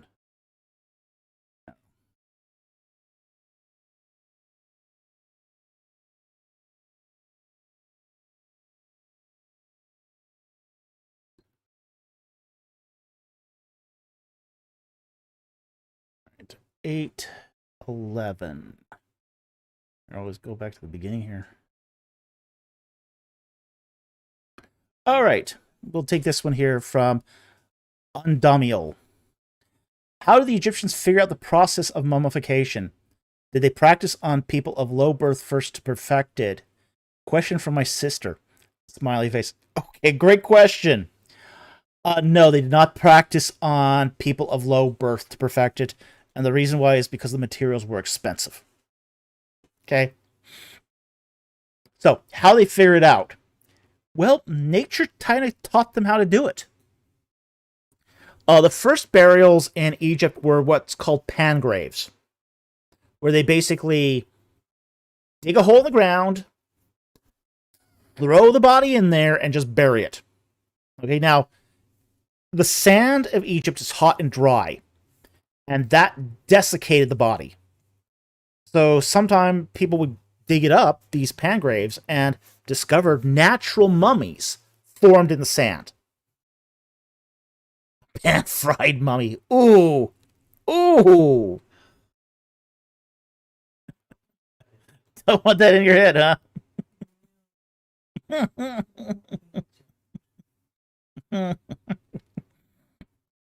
Yeah, so these pan graves would be basically natural mummies. And the Egyptians knew this. So they tried to emulate that process.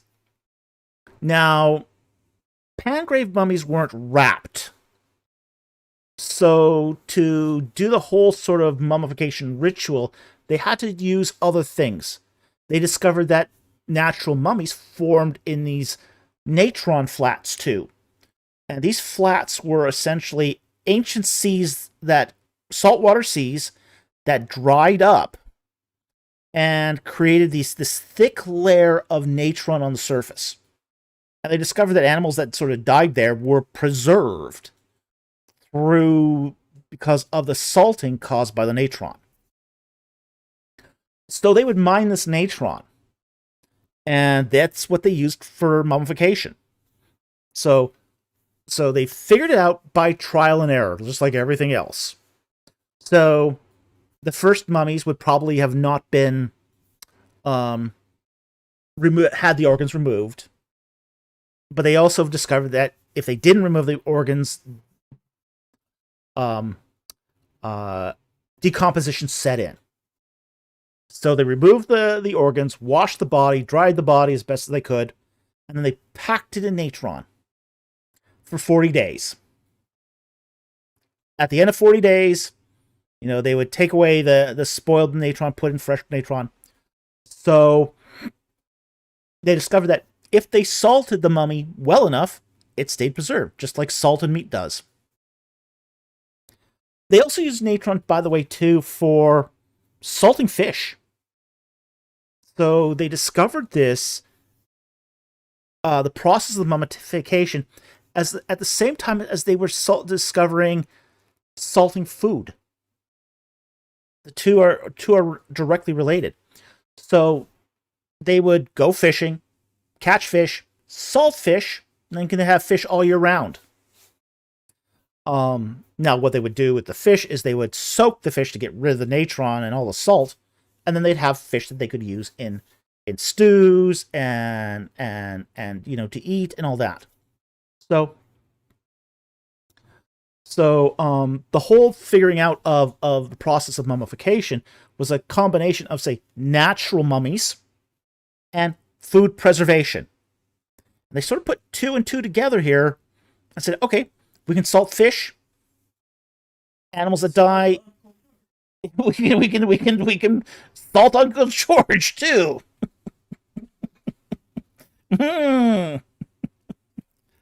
So it was one of those things that they came across this stuff enough naturally.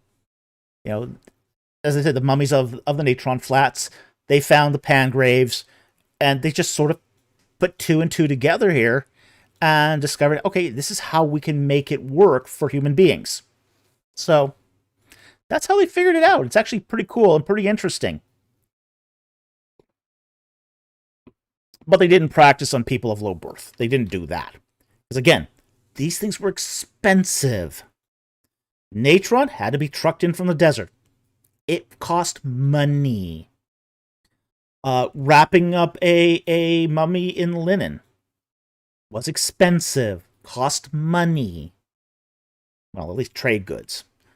But, the paints that they used, the funerary furniture, the canopic jars, all that stuff was really expensive. So,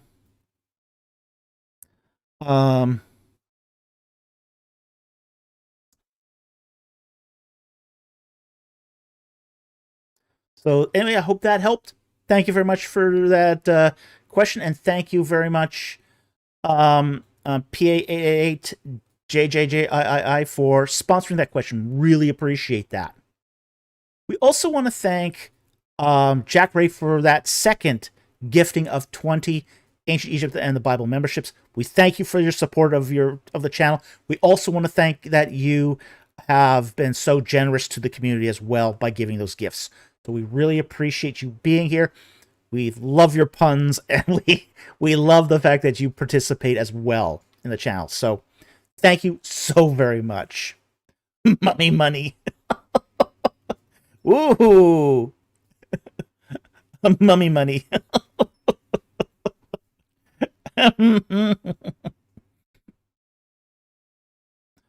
Okay, I gotta look at what that means. Let's see, where am I here?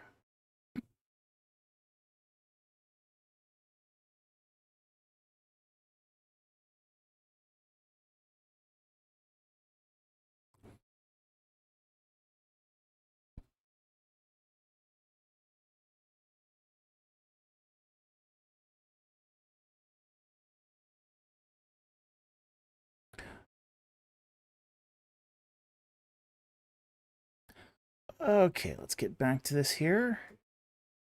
And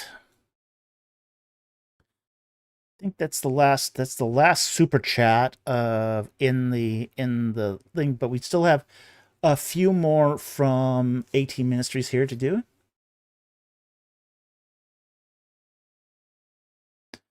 Okay, I was wondering about that. Scott Worthman says, were the apostles... Now, was he taught? He means Presbyterians. I was unsure if you were meaning Presbyterians or precariats, because either one could have been by your spelling, and either one of those questions would have made sense. Hey, Danny DeMint, how's it going? Okay. Were they pescatarians? Were they essentially vegetarians except for eating a fish? No, not necessarily. They do not seem to have been exclusively. They were a lot of them were pescatarians because they lived on a fishing village. Like Peter, he lived at Bethsaida, which was a fishing village at the edge of the Sea of Galilee. Fishing was a big deal at the Sea of Galilee, so Peter probably ate a lot of fish. Okay, um, but that doesn't mean that all the apostles did ate fish. Some of them would have eaten lamb when available. Um, Definitely a Passover. They would have eaten lamb. They would have also eaten eggs. Um, Fish was commonly available to the apostles because they were fishermen. In fact, after the crucifixion, many of them went back to fishing until Christ showed up. So they were naturally this was a lot of the apostles had fishermen as an occupation. So um so a lot of them did eat fish. Now with that said too, again, if they had other sort of available meats, I don't think they were opposed to it as long as it was kosher. So so they might have been uh pescatarian just by the opportunity of the availability of what was there, not for any ideological reason. All right? Hope that helps. Thank you for the question. Okay, we got three more questions here from AT Mystery for tonight, and then we can probably call it a night. Okay, Mark 1533. Was it just overcast? Let's take a look here at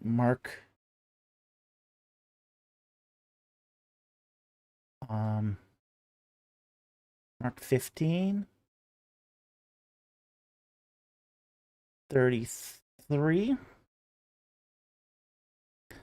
And when the sixth hour had come, darkness fell over the whole land until the ninth hour.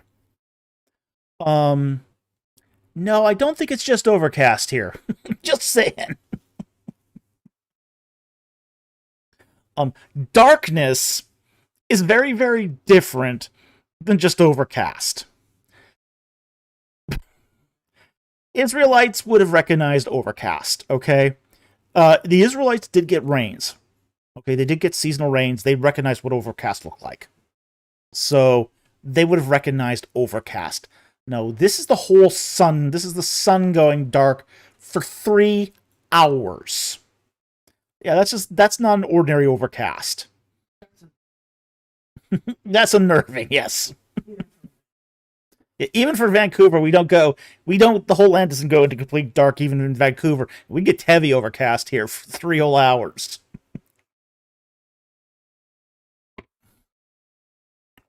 So, no, this is not just an overcast. Okay, next one here from AT Ministries is 2 Samuel 9:11. Why does the Hebrew say my table? Let's look it up. 2 Samuel 9.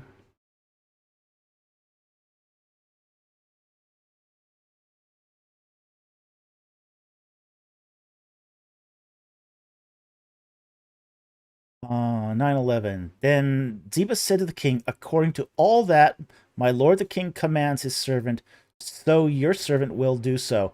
So Mephibosheth ate at David's table, and we'll look at that in a moment. That's one of the king's sons. Okay, that's probably just a translation, so let's just look at the Hebrew.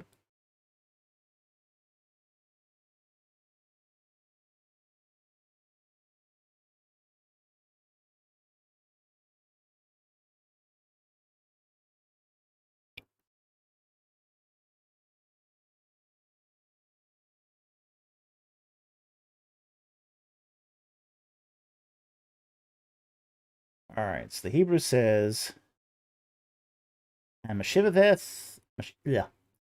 Mephibosheth ate at, and the table has first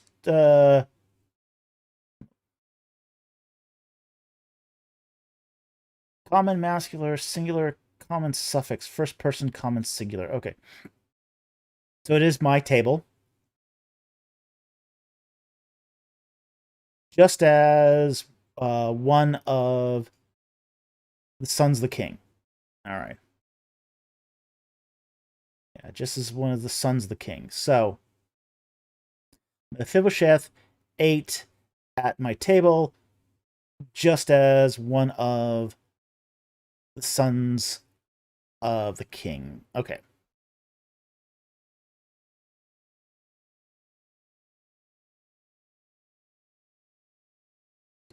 So why does it say that? Because we're probably getting a recount here.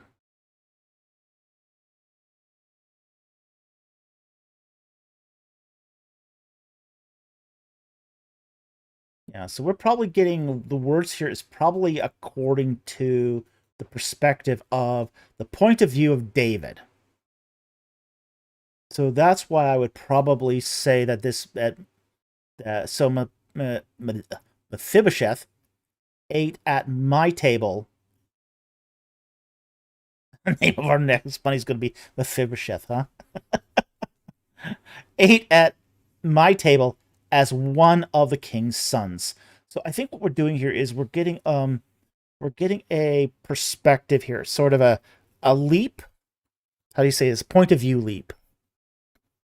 Now, point of views are, we have rules for this in modern fiction. A point of view can change. And, you do get older literature had, say, a omniscient point of view, where you could sort of walk into another person's character's head at any point in the story. This was very common in literature in the early 20th century. Today we don't. That's not sort of the norm. Today, most fiction, mine included, will only be in one person's head at a time. Biblical writers were not held to that standard. They could sort of jump between point of views. So here, in verse 11, Ziba, the king's servant, said, "According to all that my lord king commands his servant, to your servant, so will do." And then we get David's sort of perspective here on this. So Mephibosheth ate at my table as one of the king's sons. So I think that's all this is a shift in point of view, and that's all that is.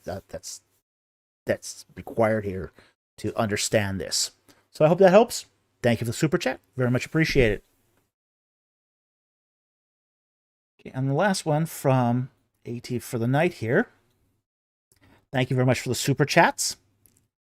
He says, "Why can't men and women wear the same clothes?" They're social markers.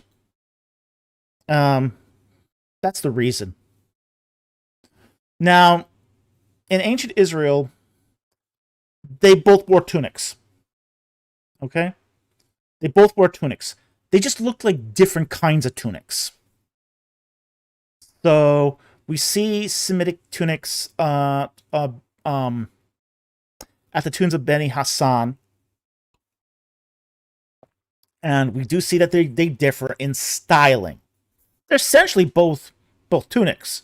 Both men and women wore varicolored tunics.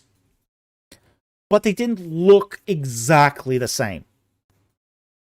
Like, for example, one like the women's tunic would be strung over one shoulder instead of two. So the styling of those tunics was different as a social marker. So, why couldn't men and women wear the same clothes? Because it would confuse the social markers. Essentially, the reason. these social markers exist to be able to easily identify the genders. So, we don't have those conventions these days, but back then it was important to be able to identify someone's gender at a distance. Like you might be in a field, and if somebody is in danger in a distance, you might brush a little more if you can unsee that that's a woman being attacked by a wild animal or something. So, there'd be no expectation she could defend herself, say a wild animal. So these social markers become very, very important in, say, clan cultures and in cultural settings where there is imminent danger.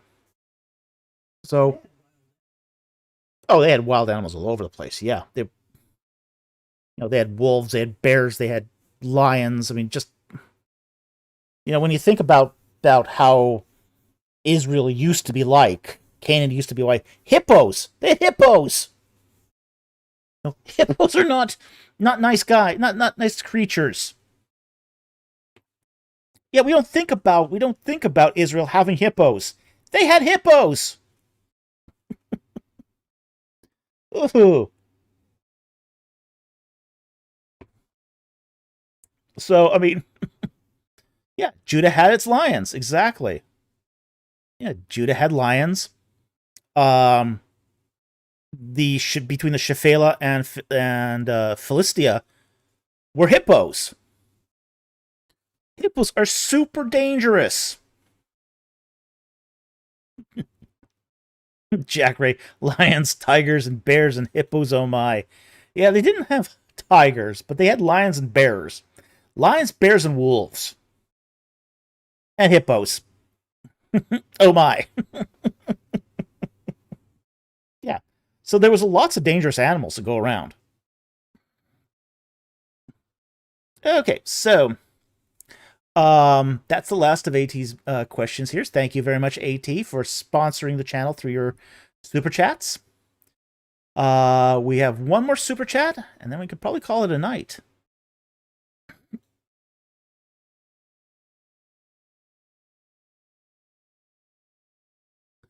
Okay. Does Chow Yi asks for 15 Myanmar? Does Deuteronomy 17:17 apply to national armies or just the king's personal army? Yes, it applies to both. Now, there's a reason why it applied to both. There was no separation between the national army and the army of the king. Okay? The army of the king, king's personal army, and the national army were one and the same thing. So, in the case of Deuteronomy 17:17, Israel was not supposed to have a large standing army. The defense of the nation was up to the Lord. It was the Lord who defended the nation. It was the Lord who fought on behalf of Israel. Israel's king was supposed to put his trust in the Lord, not in the sword. He wasn't supposed to trust other gods. He wasn't supposed to trust the sword. He wasn't supposed to trust money. So the idea of not having many horses meant that the king had to trust the Lord and had to obey the commandments. And then the Lord would protect the nation and the king. It's when the king disobeyed that things went bad. So, yeah, when the king had horses, he took the credit. So it was just like,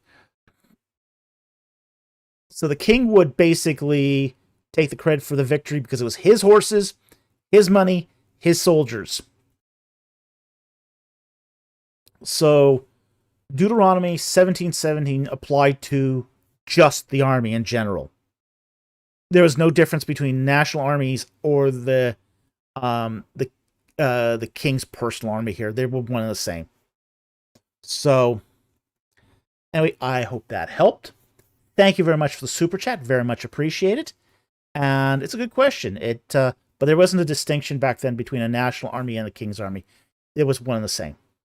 So, but the king of Israel was not permitted to accumulate large numbers of chariots, large amounts of big armies, because Israel's king was not supposed to be a conquering king.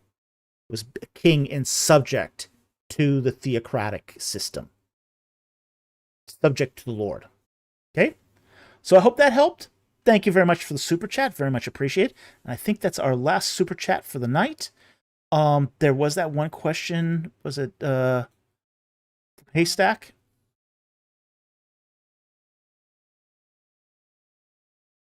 $9.56. Okay, we got one. Going to take one more non-super chat for the night, and then we'll call it a night here. 9:56.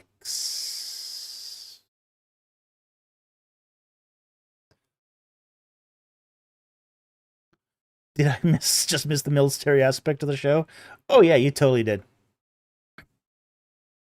The Haystack asks, would clan chiefs likely had clan records? Some did, some didn't. It totally depends. Some clan chiefs would have had clan records. We do know that there were some clan records kept. Particularly in the regards of certain, say, lines of genealogy. Not all clans had good record keeping. Some just didn't. But they had to keep some records to maintain who had, say, inheritance.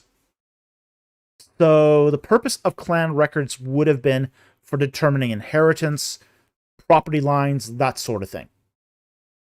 So there was some records. We don't have many, if any of them, say today. The genealogy of Christ would have been a reflection of, say, clan records of the line of David, at least coming out of Nazareth.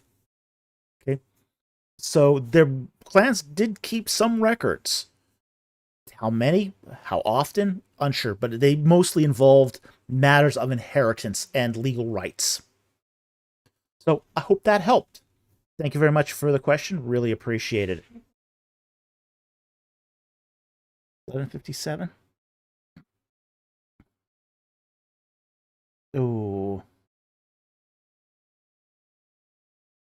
that's a tough one. Okay. Oh boy. Yeah, that's not one I would like to end on, though. All right, let's take it. Mascashy asks, at home, we're slowly arriving at Samuel 1. How can I explain that the punishment to kill the Amalekite infants in particular was just? I'm thinking of saying because God knows best, but seems too simple. Okay, the problem, the complexity of this question revolves around clan retribution. It's really what we're talking about here is clan retribution. The Amalekites had this reputation, which was earned. They earned this reputation of, when they engaged the Israelites, they would use this tactic of knocking off the stragglers. They wouldn't face the Israelites head on. They basically did these, the sick, the old, the children, the stragglers. So they would pick off the weakest members of the tribes. Okay, so they had gotten this reputation of aggressive sniping tactics. Okay, so they're going with, so whenever they are engaged in combat, they would commit war crimes, essentially. We would call these today war crimes, where you, say, target hospitals. People still do this today. We've seen this in Ukraine, where Russians target infrastructure. They target hospitals and orphanages. Okay, people who can't fight back and aren't in the battle.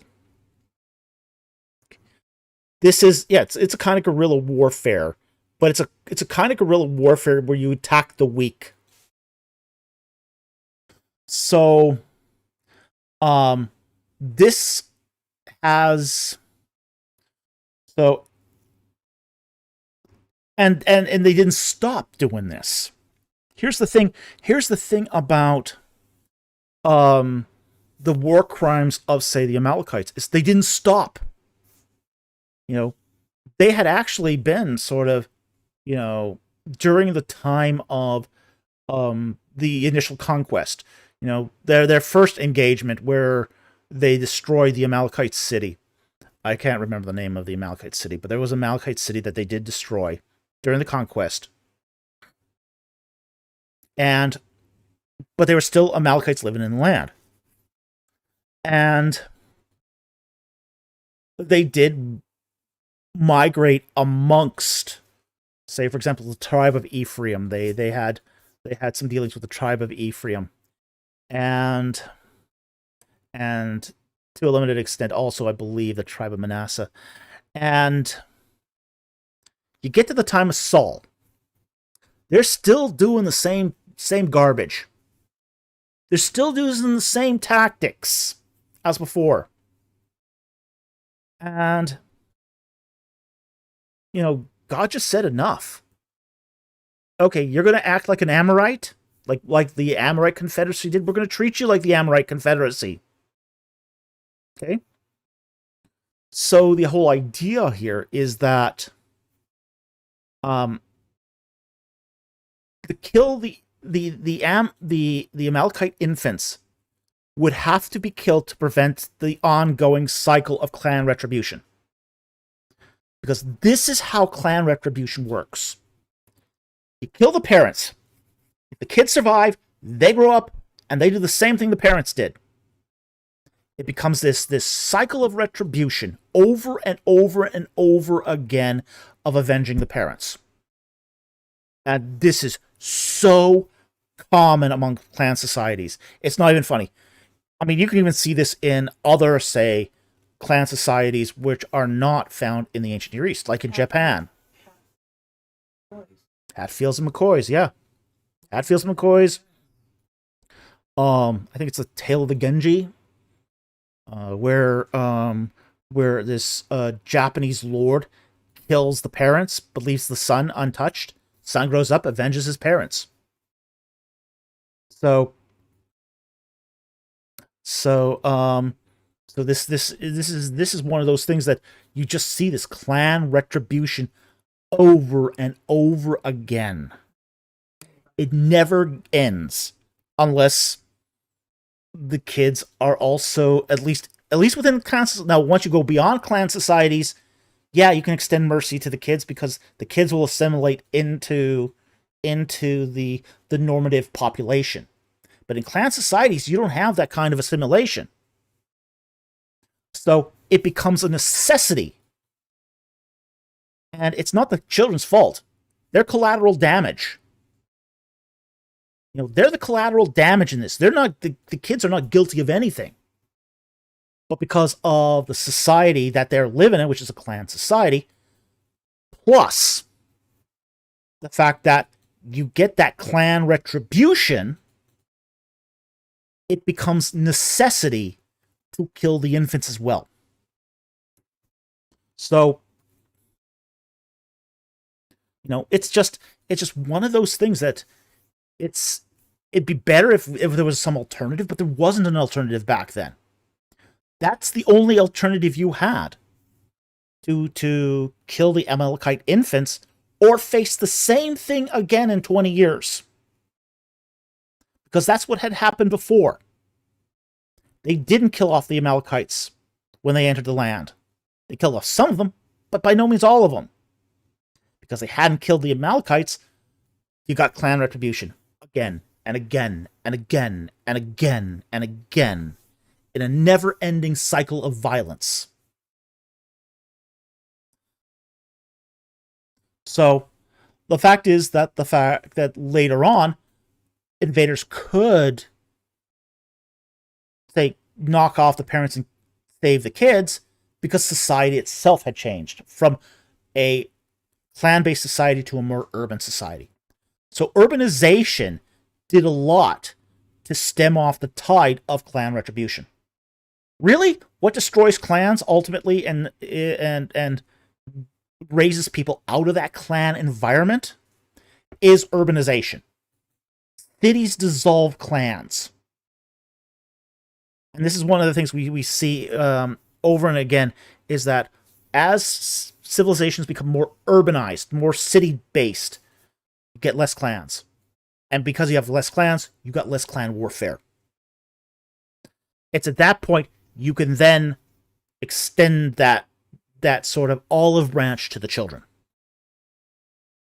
But until a clan society shifts over to urbanization, yeah, there's usually very little choice in these sort of inter-clan conflicts other than to kill the infants. It's not that the infants are guilty, but it's also a necessity too. And it's collateral damage. Because the parents transgressed, the kids pay the price. It's ultimate.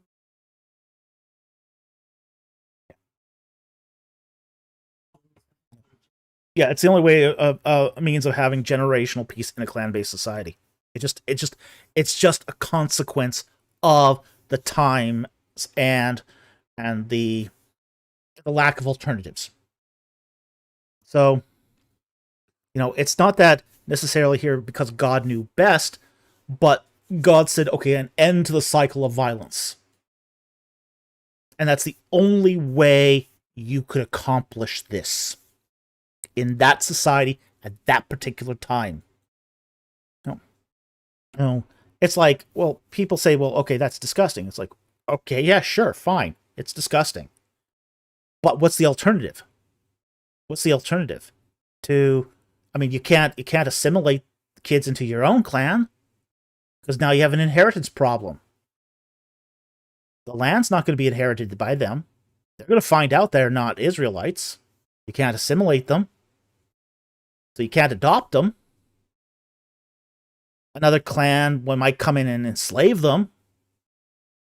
Or just, they'll butcher each other.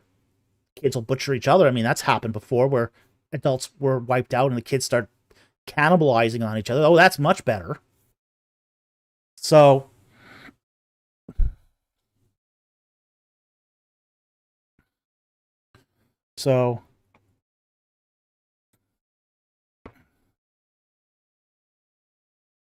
yeah, BC for YT. Atheists, why didn't God make new parents for all the innocent kids? Because that'd be stupid. Okay?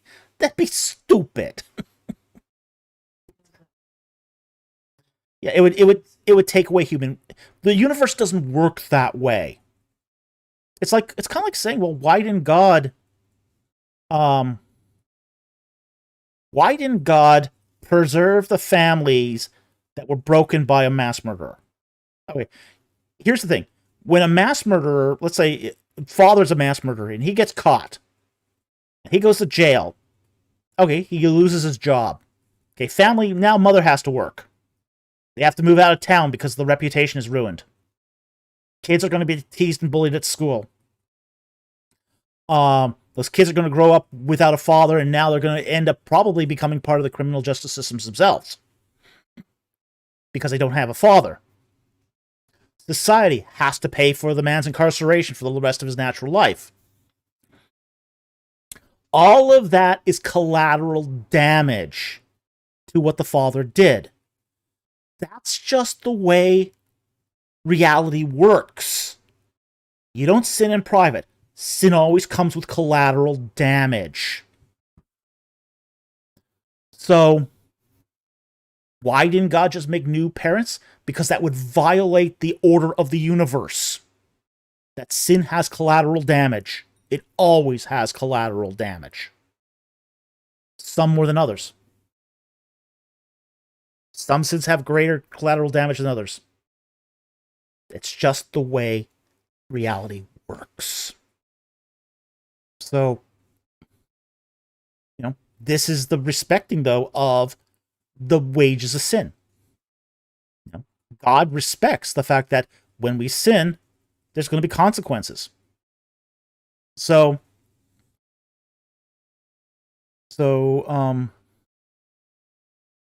there's always going to be that collateral damage whenever anybody sins. God does not protect our families, our friends, our neighbors, our fellow citizens from the consequences of our actions. That's why we have to be basically cognizant of how damaging sin is. Because sin always has consequences. If I cheat on my wife, that's going to have consequences, huge consequences. I'm going to destroy a marriage. I'm going to break a home. My relatives are going to consider me a pariah. My followers on YouTube are going to just disappear. That would be the consequences of me cheating on my wife. And that's just the way reality works. Is with sin comes consequences. That's how we know sin is bad. It's because it comes with negative consequences.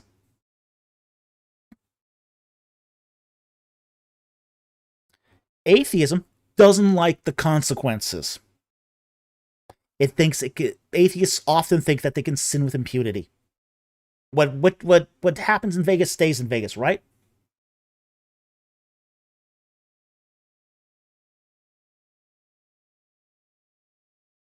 Mm-hmm.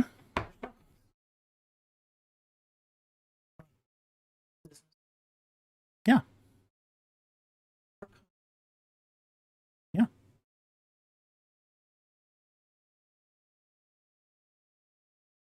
What would be the consequences for atheism? I mean, have you seen most atheists? They're miserable. They are feeling the consequences of their sins. They're absolutely miserable. They're not happy. They have no joy. They're not thankful. They're just they're they're really miserable. Like, okay, yeah. If you're happy as an atheist, okay, go, God bless you, but I don't see much happiness among atheists. They just they're miserable in the now because they're feeling consequences of sin. They're just not acknowledging it. So, Dedusa Dude is here. Okay. Morning, everyone. Wife and I are ill. Well, sorry to hear that. Ooh, not good. Not good. Gandalf the Based. Transhumanism, gluttony, lack of peace, desires of the flesh. Oh, gluttony was a super bad sin at one point. Gluttony, yeah, gluttony was connotated with murder. Yeah, gluttony was akin to murder in ancient cultures because you were eating more than you were entitled, and someone else starved to death.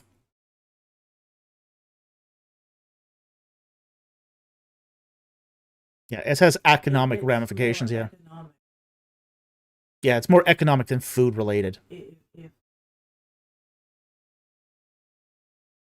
we're starving, Yeah, people are dying. yeah, yeah. So anyway, I think we're gonna call it quits here. Uh, I hope. Um, yeah, that was a kind of a downer way to end the live stream, but but you did say it was imperative to answer, so so anyway, we want to thank everyone for joining us tonight. I want to thank our super chatters who've been really generous to us. Again, I want to remind you all that, say, our donations, our revenues are down 25% this year thanks to YouTube's changing of the algorithm. Thanks, YouTube. So your donations to PayPal and your super chats mean more than ever. So we really, really appreciate your support of the channel. You guys help keep the work going, and we really appreciate that. We also want to thank our Patreons who give generously through their membership and who don't get half the rewards they deserve, but we do recognize that you guys really keep us on the air through maintenance of our equipment. So we really are grateful to our Patreon supporters and our YouTube membership supporters. You know, for those of you who've received free gifts from Jack, do think about, you know, paying for them once that free gift expires, okay? Because that would help us and basically stretch the dollars, as it were. We also want to thank our regular subscribers. And just as a reminder, this Monday is our second part of our spilling of the tea, and that's going to be fun as always. And finally, our last call to action is to please buy our book, Reliquary of the Dead. And it's available in audiobook, ebook, which is right now on sale for $2.99. Great deal. Hardcover and softcover. So with that said, thank you very much for joining us tonight.